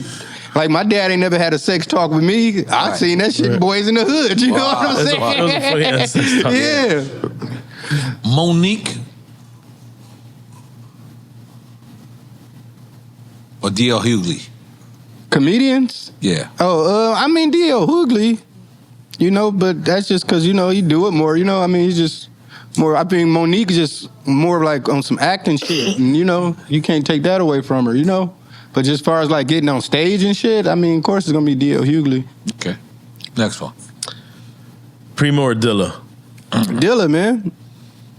And I mean, the only reason I'm gonna say that is because I know a lot of people always arguing shit about But people gotta understand, man, the shit that Dilla was doing, man, they still talk about and do shit to this day. Like, I was in fucking Sweden one time in like a fucking 5-star restaurant, and they was playing fucking Slum Village instrumentals. Woo. You know what I'm saying? And just with him making that Donuts album, that was pretty much like our version of jazz, you know? Right. Ain't nobody else got that shit like that. Like, you can't just make a fucking album and then it's talking to you through the music, through the beats, like... He's doing so much shit, man. Like, and he's home team for you. I mean, yeah, but even without that, like, cause I mean, it was so long that I didn't even know that Dilla shit was Detroit shit.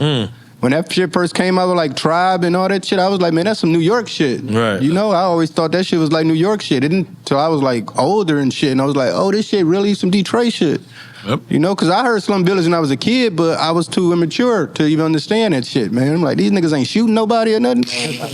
I ain't getting high or nothing, man. Like, I can't get jiggy with this shit. But then when I grew up, you know, I understood the genius in the music, you know? Right. Oh, shit. Yeah. Podcast or radio? I mean, podcasts.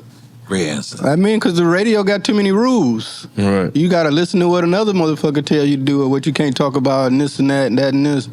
Podcasting is fucking, this niggas going rogue. You know what I'm saying? We don't follow no rules. Yeah, I don't know if you niggas going rogue, you know? They trying to put rules on everything podcast. They've been trying over the years. It's Yeah, just because getting a you know little the weird. sponsors and shit coming and, you know, but... I mean, this is like one of the illest mediums to be created. Yeah. Just to have, we always looked at a motherfucker like N.O.R.E as an entertaining ass motherfucker. So to be able to see this motherfucker talk shit every week is like, that's a fucking blessing, man. God damn it. This motherfucker, I love this motherfucker. I ain't gonna lie. I you know what's the crazy shit? And You got hash in there? yeah, this nigga no look, yo. I got hash library. I smelled that He got a bunch of shit in there. He got a concoction. Let me tell you, so many times I meet people that think they know me. Mm-hmm. And this is probably one of the first times that I think I know you. Okay. That's You know what I mean? Like, I think I know you. I think this is our first time meeting. Yeah, definitely. Yeah, it's our first time meeting. But me being a fan of how you navigate through this industry, I feel like I know you. You know what I'm saying? So I see people that come up to me and they be like, yo, episode 16, you know what you're like. I just look at them motherfuckers like, I don't know what the fuck episode, whatever. But they know me. And that's how I feel about you. Just in case you know that. I mean, dog, I really feel like y'all raised me, man. Yeah, Queens, goddamn. just Queens in general, man, raised me, dog. And Miami, and Kendall. They talking about the music, and that's I'm talking about the music, man. I grew up like y'all. Like my dad had me at 16. Right. You know what I'm saying? God damn it. So I had a young ass nuts. pops. You know what I'm saying? Your dad was busting nuts early. Yeah, he had 4 kids by the time he was 21. Damn. Let's make some noise for your dad. Your dad was out here ripping everything. Brand New being a Tribe Called Quest. Tribe Called Quest. I mean, same shit. I mean, you know, yeah, because Tribe it was just too much involved with them, man, you know? Yeah. And then, you know, Q-Tip's like my big homie, man. Tribe is like, you know, that's like my mentors and shit. You know what I'm saying? So I can't go against the grain with that. But I could just really because me, I'm a rap nigga, so, you know, you had Tip and Fife, and besides Pooba, man, I really don't. I fuck with you. But I'll tell you a funny story about Fife, though. I said, N.O.R.E know this, and N.O.R.E know that, but N.O.R.E know Gap. Why? Because N.O.R.E bucked that. But I was giving respect to Bono this, and Bono that, but Bono Jack. Why? Because Bo can't rap. And Fife Dog see me, kid you not. And he was like, I'm gonna get you back. And I was like, what? Like, I was like, yo, this is a big up. Yeah. And that's how much competitive person he was. But you could tell with him, because he was a rapping ass nigga. He took it like I took his line and made it better. As opposed to, I was trying to big him up, and I never got to fix that situation. So Fife died. That's crazy, though. Thinking like, I was like, oh, Fife is gonna diss me. He thought you bit him. No, it wasn't. He thought that. He didn't think you was biting? No, he thought that I took his shit and I didn't biting. Okay. Yeah. Right. Yeah, he still took the old school rule. Yeah. I was like, but I was telling you took it like, and I did it better, right? And that's why you mad. He's like, nah, you bit my shit. You know what? I'm gonna let you ride with that. He could have took it like that. He could have, but it was like in a respectful way. I'm sure he it was wasn't. respectful, I'm but sure he was he like, wasn't. yo, N.O.R.E, I'm going to take one of your lines and I'm going to do the same exact shit. And I was like, no, you're a legend. You're 5 dog. Like, I was showing respect. And he was just like, That's them old school rules, man. That's all that But he was competitive. If he was to ever do a versus, who would you want to do a versus against? I don't know if anybody can do no verses with me. It had to be like, I don't know, man. I sit in my own class. A$AP like, Rocky? it ain't. Nah, he got fucking problems and all that shit. He got Drake songs. Shit, I can't go against that shit, man. He got to be like some real alternative rap shit. Like, you know? Killer Mike? Nah, man. He got fucking Outkast songs and shit, man. Fuck, okay. So, LP? nah, it ain't. LP? He gonna bust my ass, man. Like LP, like he done too much shit, man. He got fucking Cannibal Ox shit. He can start he a producer, you know? Right. There's so much shit he done producing wise, man. Like that's. So who would you want to go against? I wouldn't want to do that shit, man. You don't want to go I mean, fuck a versus there. I'll fucking battle your ass if anything. Fuck Real that shit. battle. Just get on the corner. No beat, no nothing. Then let's see who's gonna win, you know? Fuck your song. Who would you want to battle your on the songs. corner? I mean, whoever think they want it. Because Should I think of somebody?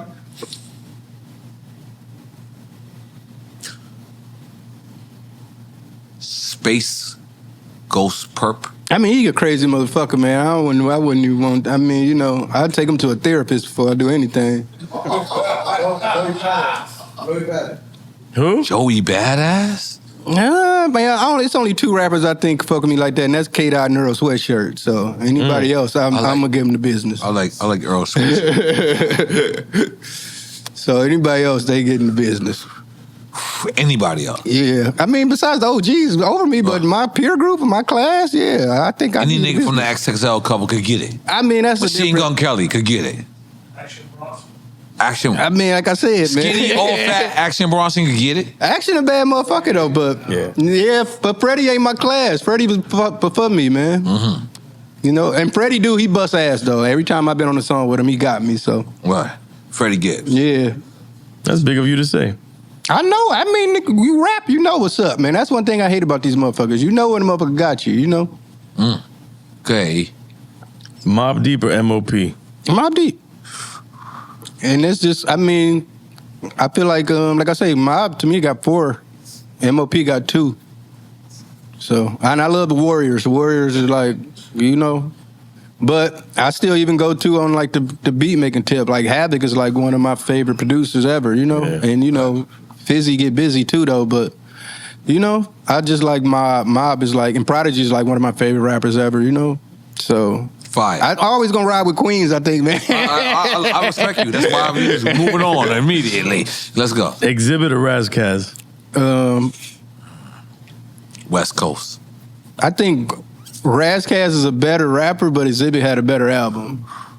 40 Days and 40 Nights is better. By the way, than any. that video might be the best that's video. one of the best rap The videos backwards ever. one? Yeah, paparazzi. Not paparazzi. No. What you see is what you Backwards? get. Yeah, they shot. They made it forward, but everything was Yeah. happening backwards.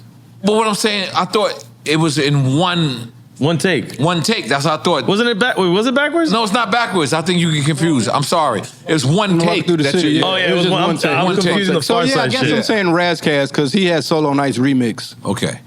Yeah, but Exhibit, I'm Yeah, it was the one take. But I that gotta they I'm did gonna be it. honest. I gotta say, the Exhibit has the best video in hip hop history. No, that video is amazing. And I don't know if it costed money. Hell yeah, that shit did. You know It that- did. I didn't yeah, know. I you didn't know. that. But what I'm saying is the creativity part of him just walking through that one scene. I've never seen nothing that creative. You know it was crazy because they redid it with Joel Santana video, and that was just as dope. So anytime you could just bite a video and that shit still fires. Wow. Okay, next one, E. Scarface or Cube? Like, really? That was on there for real? Yeah.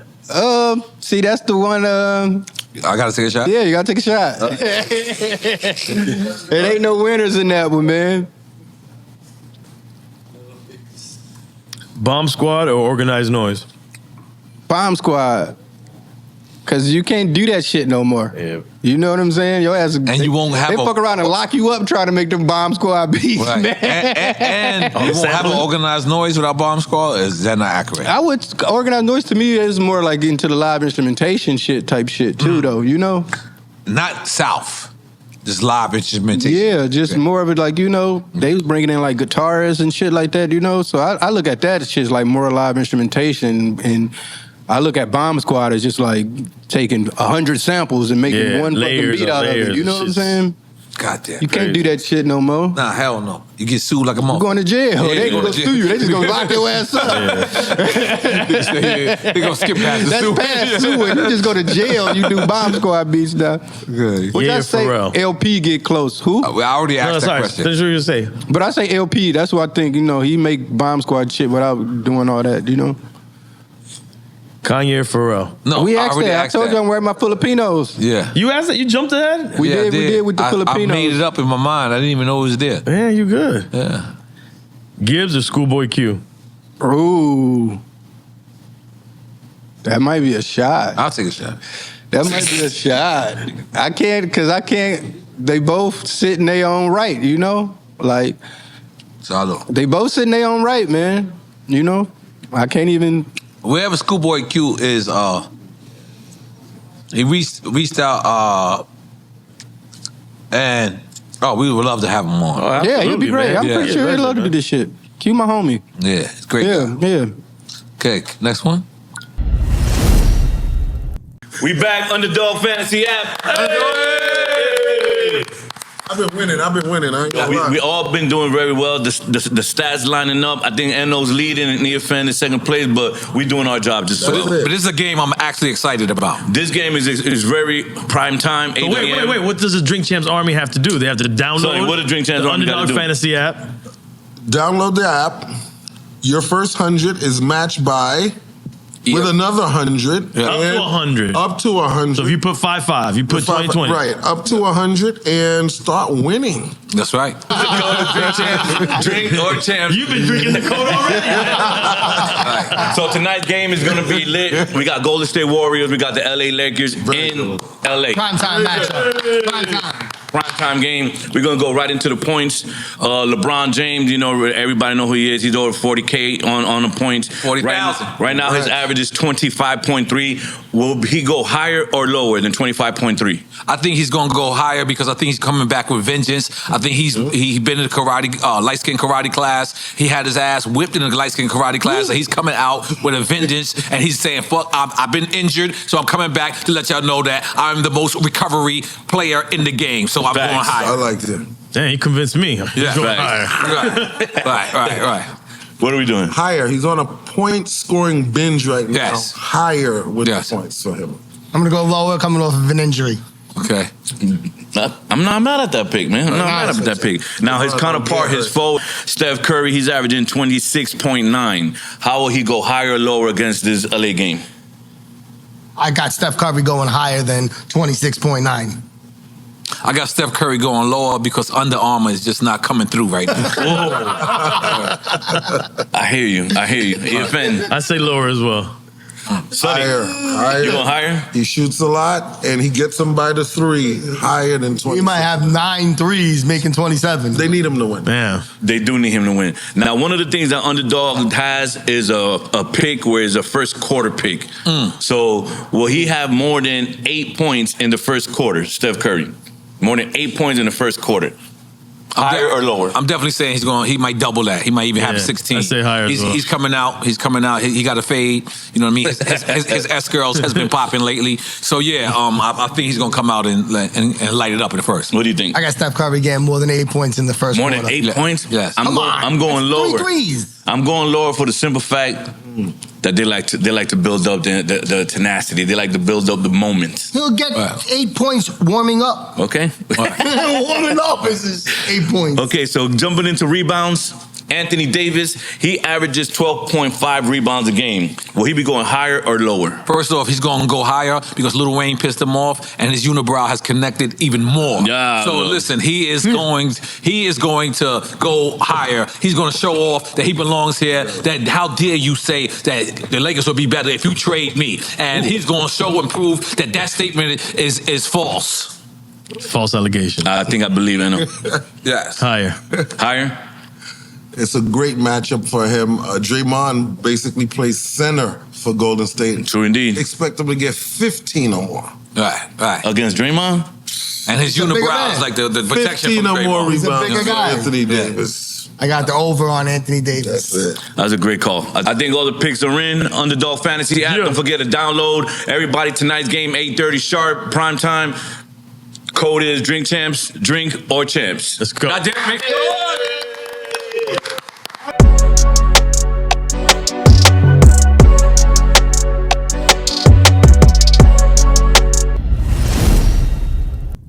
Naughty by nature or Lost Boys?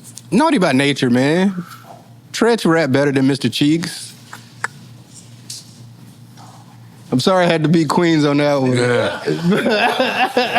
I gotta mind my business on that one. They both my brothers. And you know what? They would love to hear that. You know- they love that. They love that. I mean, Tretch is, come on, man. Tretch is underrated, I feel. Tretch is- He's such an ill MC. I mean, Tretch is, that's what you call lyrical miracles, Yeah. you know? Yes, no. Tretch is, you know, Tretch is that dude. Cannabis or Keith Murray? Keith Murray. Big up Keith Murray. Yeah, Keith Murray, man. I mean, and don't get me wrong, I'm gonna just say, because Cannabis, when he came out, everybody was shaking in their boots. Nah, yeah, he killed He the had game when everybody came out. scared than the motherfucker. His but mixtape run was crazy. it's just that album, though, that Wyclef one, that was kind of crazy. With Cannabis. Yeah, that Wyclef. Cannabis, Can I Bust? That was kind of, even that title, you know, and he got a lot of crazy lines, eating ass like me and all that I'll kind of eat shit. your ass. Yeah. But, like, some of that shit ain't bars no more. It was bars back then, but now Yo, it's listen, like... big up Cannabis. Somewhere And then he along- had that battle when he ripped his notepad out, like, you Yeah, know, that was that terrible. was too crazy. But Cannabis, wherever you at, he said that me and you didn't send him a car service. Nah, I talked to him. I mean, it hasn't been lately, but we need to have him on the show, man. Yeah, But we I need feel to like, have you. He was a game changer when he came out. Yes. I feel like Keith Murray music stood the test of time, though. Like, you listen to some of that Keith Murray shit and you like, fuck. Yeah. You know what I'm saying? Like, Most beautiful thing in the Yeah. world. like some of that shit is crazy, man. It's just like that. And ain't nobody never did that shit since, like, he's setting his own right. Like, He'll That get was a in solid you. album, Yeah. too, that Yeah. album. ain't nobody like rapping Big up like Keith Murray. We ain't never heard nobody be like, oh, he rap like Keith Murray. Ain't nobody Nah, never nah, said nah, that nah. That shit. was You know hella what I'm unique. saying? Keith Murray can't even rap like Keith Murray. His shit is just real. Shit is just real. It's just like that. He'll get in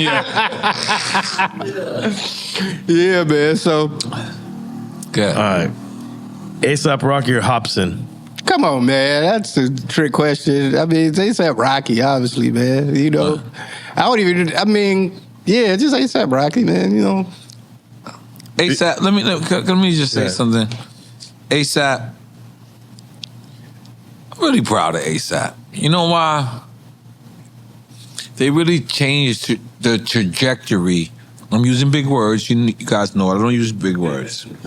Of New York rap. Mm-hmm. He went out there and took a risk. I like that. yeah, and he was just being him too. It he wasn't was like just it was being nothing him. that was forced, you know.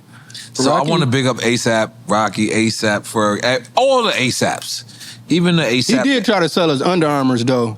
He did, but we didn't fall for it. That's the only thing we ain't fall That's for. the one. Yeah, we he were like, tried to sell us the Under Armours. That You was and Steph fucking Curry, you gotta relax. Yeah, like no, that's the one strike, man. You like, come on, man. No, other than that, but I like his he got some whiskey. Yeah. Great. Got some Canadian whiskey. I fucking fantastically liked it. Yeah, that was Yes. It's Canadian Japanese whiskey. He showed us bootleg, but it was the first time I got bootleg shit. I was like, I'm good. It's fucking dead. Isn't it the same homies that came with Kevin Hart and his? Yes, his and brand? Kevin Hart people. I love those people. Those people. Yeah. What are those people? What are their name? Whatever they are. They No, are Mercer's great. the name of the. That's yeah. Whiskey, Mercer, beat your Mercer or something. 2 words, of course. Okay, go ahead. Go to the next one. Biggie or Big Pun? That's a good one. I only got one shot left too.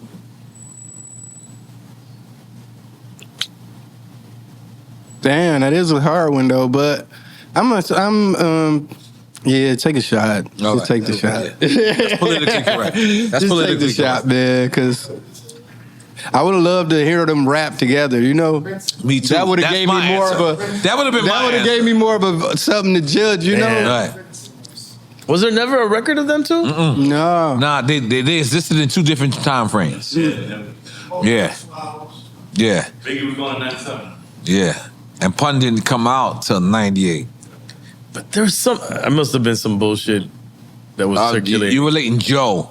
No. There was something that was put in an old freestyle. Well, if Pun and Biggie was in the same room, Pun wasn't Pun. Does that make sense? Yeah. You know what I mean? Like Because in my head, like I want to just say like Biggie, just because I got more shit to, but then I just think about Pun verses, and it's like, but Biggie can't, so it's like, we get it. That's even, man. Yeah. Dave Chappelle or Chris Rock? Yeah, Dave Chappelle. But I mean, that's a crazy one. But yeah, I'll just say Dave though. I'll say Dave. Let's pick up Dave Chappelle, man. Yeah. I ain't gonna lie, man. I'll just say Dave. I like hanging with comedians way more than like hanging with rappers. Ask me why.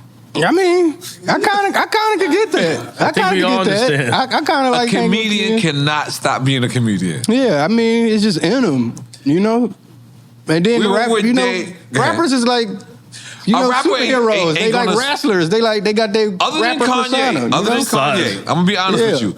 Other than Kanye, rappers don't rap every aspect of their life. Mm-hmm. Comedians just have to be funny. Yeah.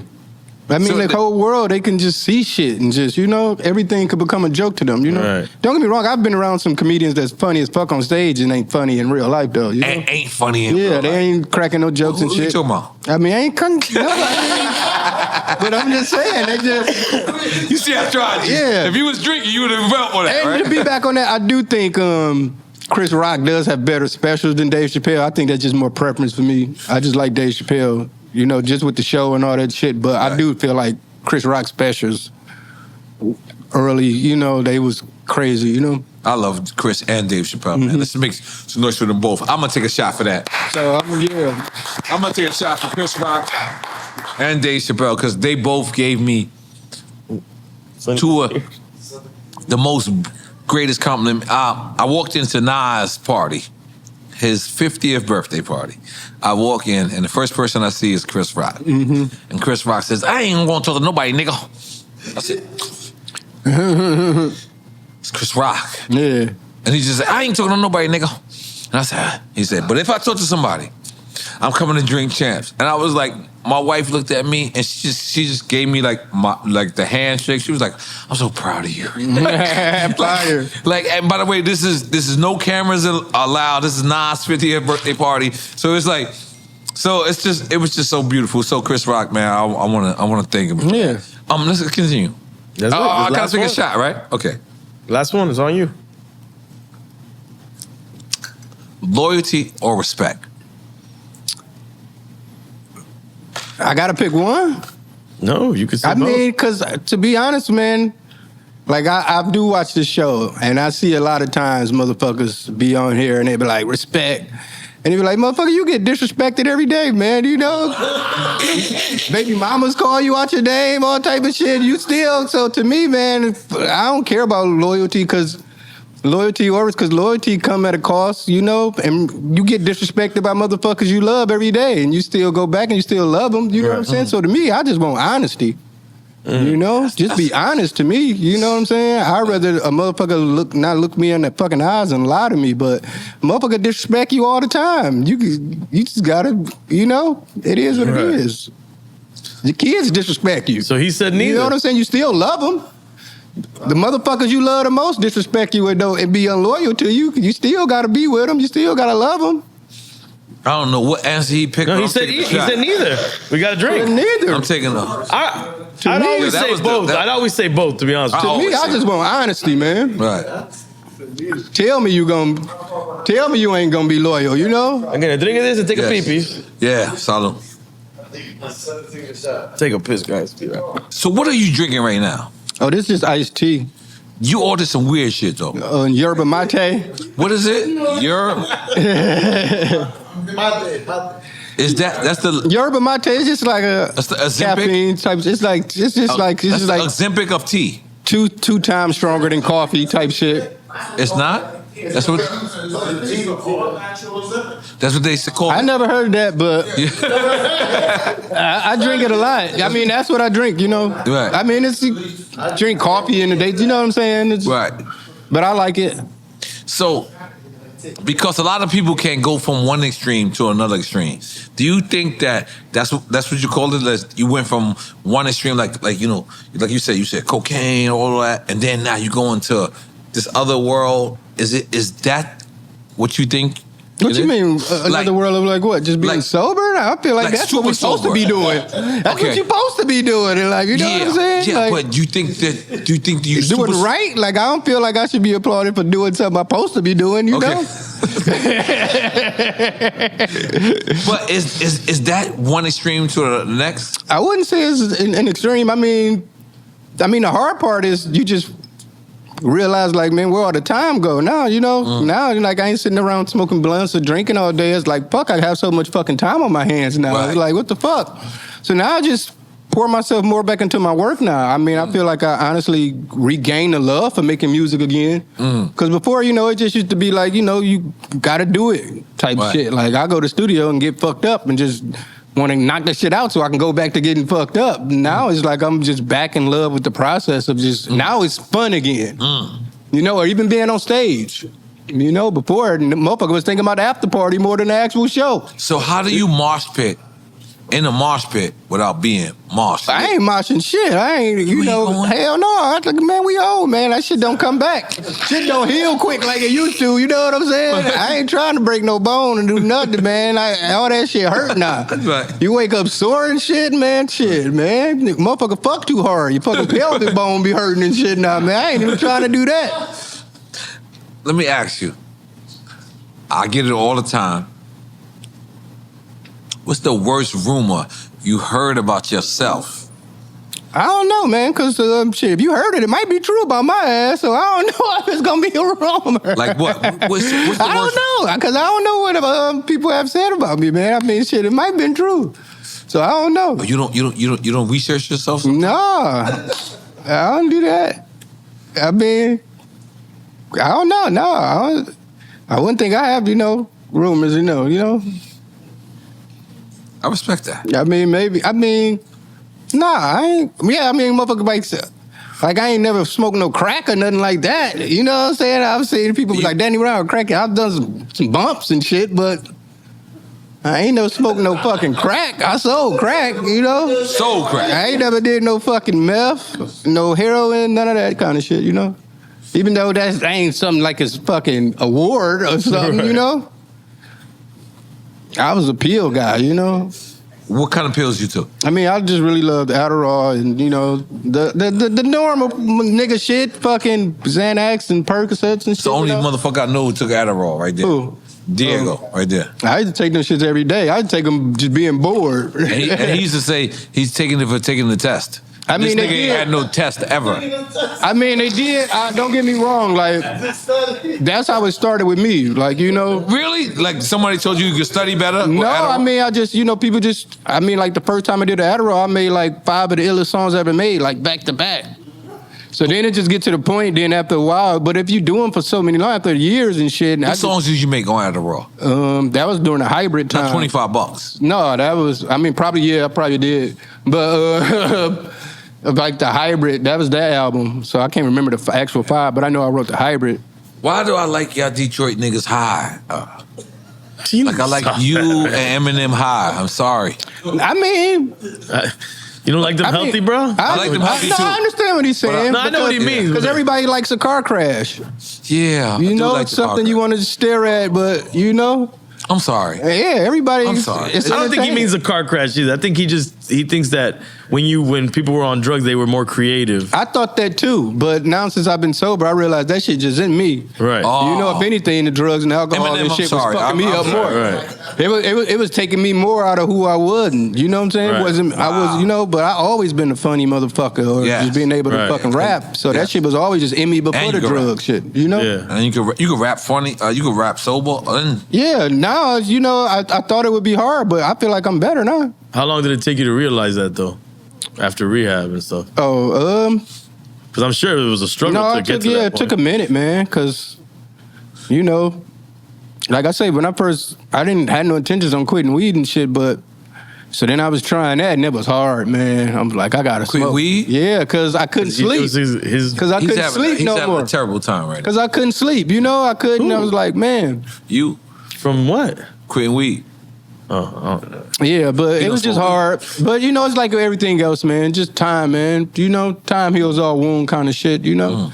Now, like I said, I could love it from afar. But as far as just like making music, I think, because now, like I said, I had so much time on my hand, I started back like making beats and shit, you know? I used to make beats all the time, like 2007, then I found people that made beats better than me. So I was like, fuck my beats. So now I just got nothing but time. So I've been back making beats again and just falling back and just with love, with just having fun with it. So I don't even, if people might hear my shit and be like, oh, nah, he ain't better than what he was high, but I'm having more fun now than I was before. And he takes to zone in? Because I know that's what it's more of a conscious thought with me, you know? Before it just was like get high and just try to say the craziest shit I can think of. Now it's sometimes, I guess, that might be just like what he's saying, like, because motherfuckers high and fucked up, it's a filter, ain't no filter. Now it is more of a filter, man. Now I think about shit a lot more. Like, do I really want to say, like, what am I? You get what I'm saying? Like, certain shit, I look back and be like, man, no, that ain't really cool to say. And you know who told me that shit a long time ago was fucking Ali Shaheed Muhammad, man. He was like, man, yeah, he's like, man, you fucking dope. You just got to figure out how to say shit in a better way, you know? Oh, he schooled you. Yeah, and I always stuck in my head, but now I understand what he meant, man, you know? Because, you know, sometimes shock value just mean you embarrassing yourself. Right. And it doesn't last. Yeah. It's not lasting. Do you realize how much hip-hop appreciates you? To be honest, man, I wouldn't even really care. I'm just happy to be a part of it. That's a great answer. Best and worst answer I've ever heard. Yeah, no, because I do see like a lot of influence I've done, and I can see where, you know, and some of it not good, some of it is, you know. But for the most part, as me, like I say, that kid in Detroit, just thinking like, man, I'm gonna be a rapper. I don't know, and just the fact that I did it, like, that's like the American dream, man, to be able to take care of yourself off something you love to do. Yeah, you know, people wake up and go do jobs and shit. They don't want to be there, man. I love my fucking job. That was one of the biggest reasons for me to get sober, because it was like, I really love my job. I don't want to lose this shit. Me too. You know? I love my fucking job too. Yeah. God damn it. And that's the American dream to me, man. To be able to support yourself off something you love to do, man. Can't be no better than that, man. Yeah, I'm gonna be honest with you, Danny Brown. This was awesome. Nah, it really is. Because you showing people that you can still have fun, you can still be who you are, and also accomplish your goals. Certain people can't do that. Yeah. And the fact that you're doing that, I want to applaud you. Thank you, man. I want to say, you know, thank you. This was great, man. You got anything else? You ever done the Gathering of the Juggalos? Yeah, a few times. How's that been? I've been to it twice. Last time it didn't go too good. Last time it didn't go too good for me. Because, you know, they always crazy. They throw Fagos at you and shit. Which is means they like you when they throw that shit. Yeah, but this time I played Fago, the soda, the big soda Pops, bottle. where we from Pop. Yeah, Pop. And that's in Detroit? Yeah, Fagos. That's what they do. They throw Fago and shit. So, but this time I was on stage and they wasn't throwing Fagos and shit. So I was like, what's wrong with y'all motherfuckers, man? You know? And you wanted them to throw it. Yeah, you know, and yeah, it got bad. They just started throwing everything. They started throwing more than Fagos. So I was like, man, you know, play stupid games, win stupid prizes. You know what I'm saying? It's such an interesting festival, man. Yeah, but it's great. It's fun, man. Just the love out there and shit, man. And it's a loyal fan base. Yeah. You know, it's crazy. I mean, like ICP, like being able just to be Insane Clown Posse. Yeah, to go. That was another thing too, like being able to be around them early when my career was first starting and seeing how they was operating and moving and shit. And I was like, yeah, that's the type of shit I wanted for myself, you know? Like, you know, I can't say I've accomplished that in that sense, but I was just looking at them like, man, you can really, almost like a blue collar, like middle class rapper, you know? Yeah. Like you can really just have a fucking ill ass career, man, without fucking having to compromise who you are or what you want to do with music, you know? Yeah. So that was a big influence on me. Any trick stories? Trick? I mean, probably before, like, you know, Trick, like, I mean, I used to be a kid, like, you know, teenager, and they used to have these, like, this before, like, any rap shit or whatever, but they used to have, like, these after hours and shit called, like, Outcast and shit like that, and I was, like, the first time I seen a bitch stick a flashlight in her ass and cut it on and off. What? Yeah. What'd you say that? She stuck a flashlight in her asshole and cut it on and off. But I said that to say because Trick them, I think they used to run that shit kind of, and any nigga used to act up and shit, they'll lock the doors on your ass and just beat the shit out you. So I seen a lot of, I seen the Goon Squad put the tips on a lot of motherfuckers, man. Shout out to my friend Trick, who's never showed me anything gangster. He's always been a gentleman. Yeah, that's the cool thing about him, too. That's the greatest shit. He always embraced me. Like, when I first came around, everybody was kind of, like, weirded out by me because I, like, wore tight clothes and shit and all that shit. And he's like, nah, man, you from Detroit? It's just, we family type That's shit. dope. Like, he never looked at me any type of weirdo way or nothing like that. So let me this last question, because I just want to just, like, get this out the way. Pizza. Oh, yeah, I seen that shit. Detroit-style pizza, man. Buddies, man. That shit is fire, man. That came out already? I was talking about I that? seen that shit. That was with G Herbo last week. I seen that shit.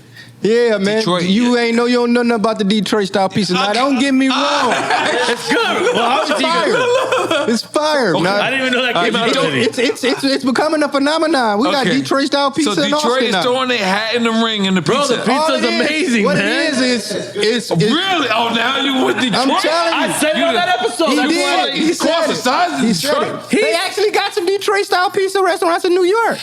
But don't get me wrong, I understand what you're saying. Ain't nothing better than that New York dollar slice, even though they ain't dollars Thank no you. more. Thank you. That dollar slice, you know, you put the peppers and the Parmesan, you know, you dress them up. Thank you. Ain't nothing better than that But shit. you telling We me know Detroit is going to throw But their hat in the ring? Detroit-style pizza, that's some baller shit, kind of, you Like, know? I respect y'all with the Coney dogs. All it is, they reversed it. It's the sauce on top of the cheese. That's where y'all lose. I'm gonna be honest. Nah, You man. shouldn't have It's brought it more, back. it's more, man. I think You it's more gotta- than that. It's just the way That's what they lose. the pan It's style. an Like, old-ass recipe, but it's good, man. When you in Detroit, man, go to Buddy's Pizza, man. Okay. All right. Buddy's It's amazing. Pizza. And I'm going to because Buddy's I've had Detroit-style pizza everywhere. Like, it ain't still, you know, they gentrified it, man. Because I'll give y'all the yeah, glizzies. shit's in Whole Foods now. Like, Yeah, like, I'll give y'all the glizzies, the Conies.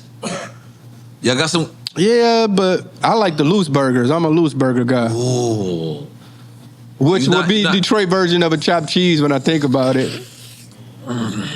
Because you ever had a loose He went burger? too far. He went too far. I'm just being honest. Loose burgers? You never had a loose burger? I've never had a loose burger. Loose burger, they just 'Cause I'm a scramble. turkey guy. It's just scrambled. Instead of the hot dog, you're getting scrambled hamburger with the chili and cheese. That's what I eat.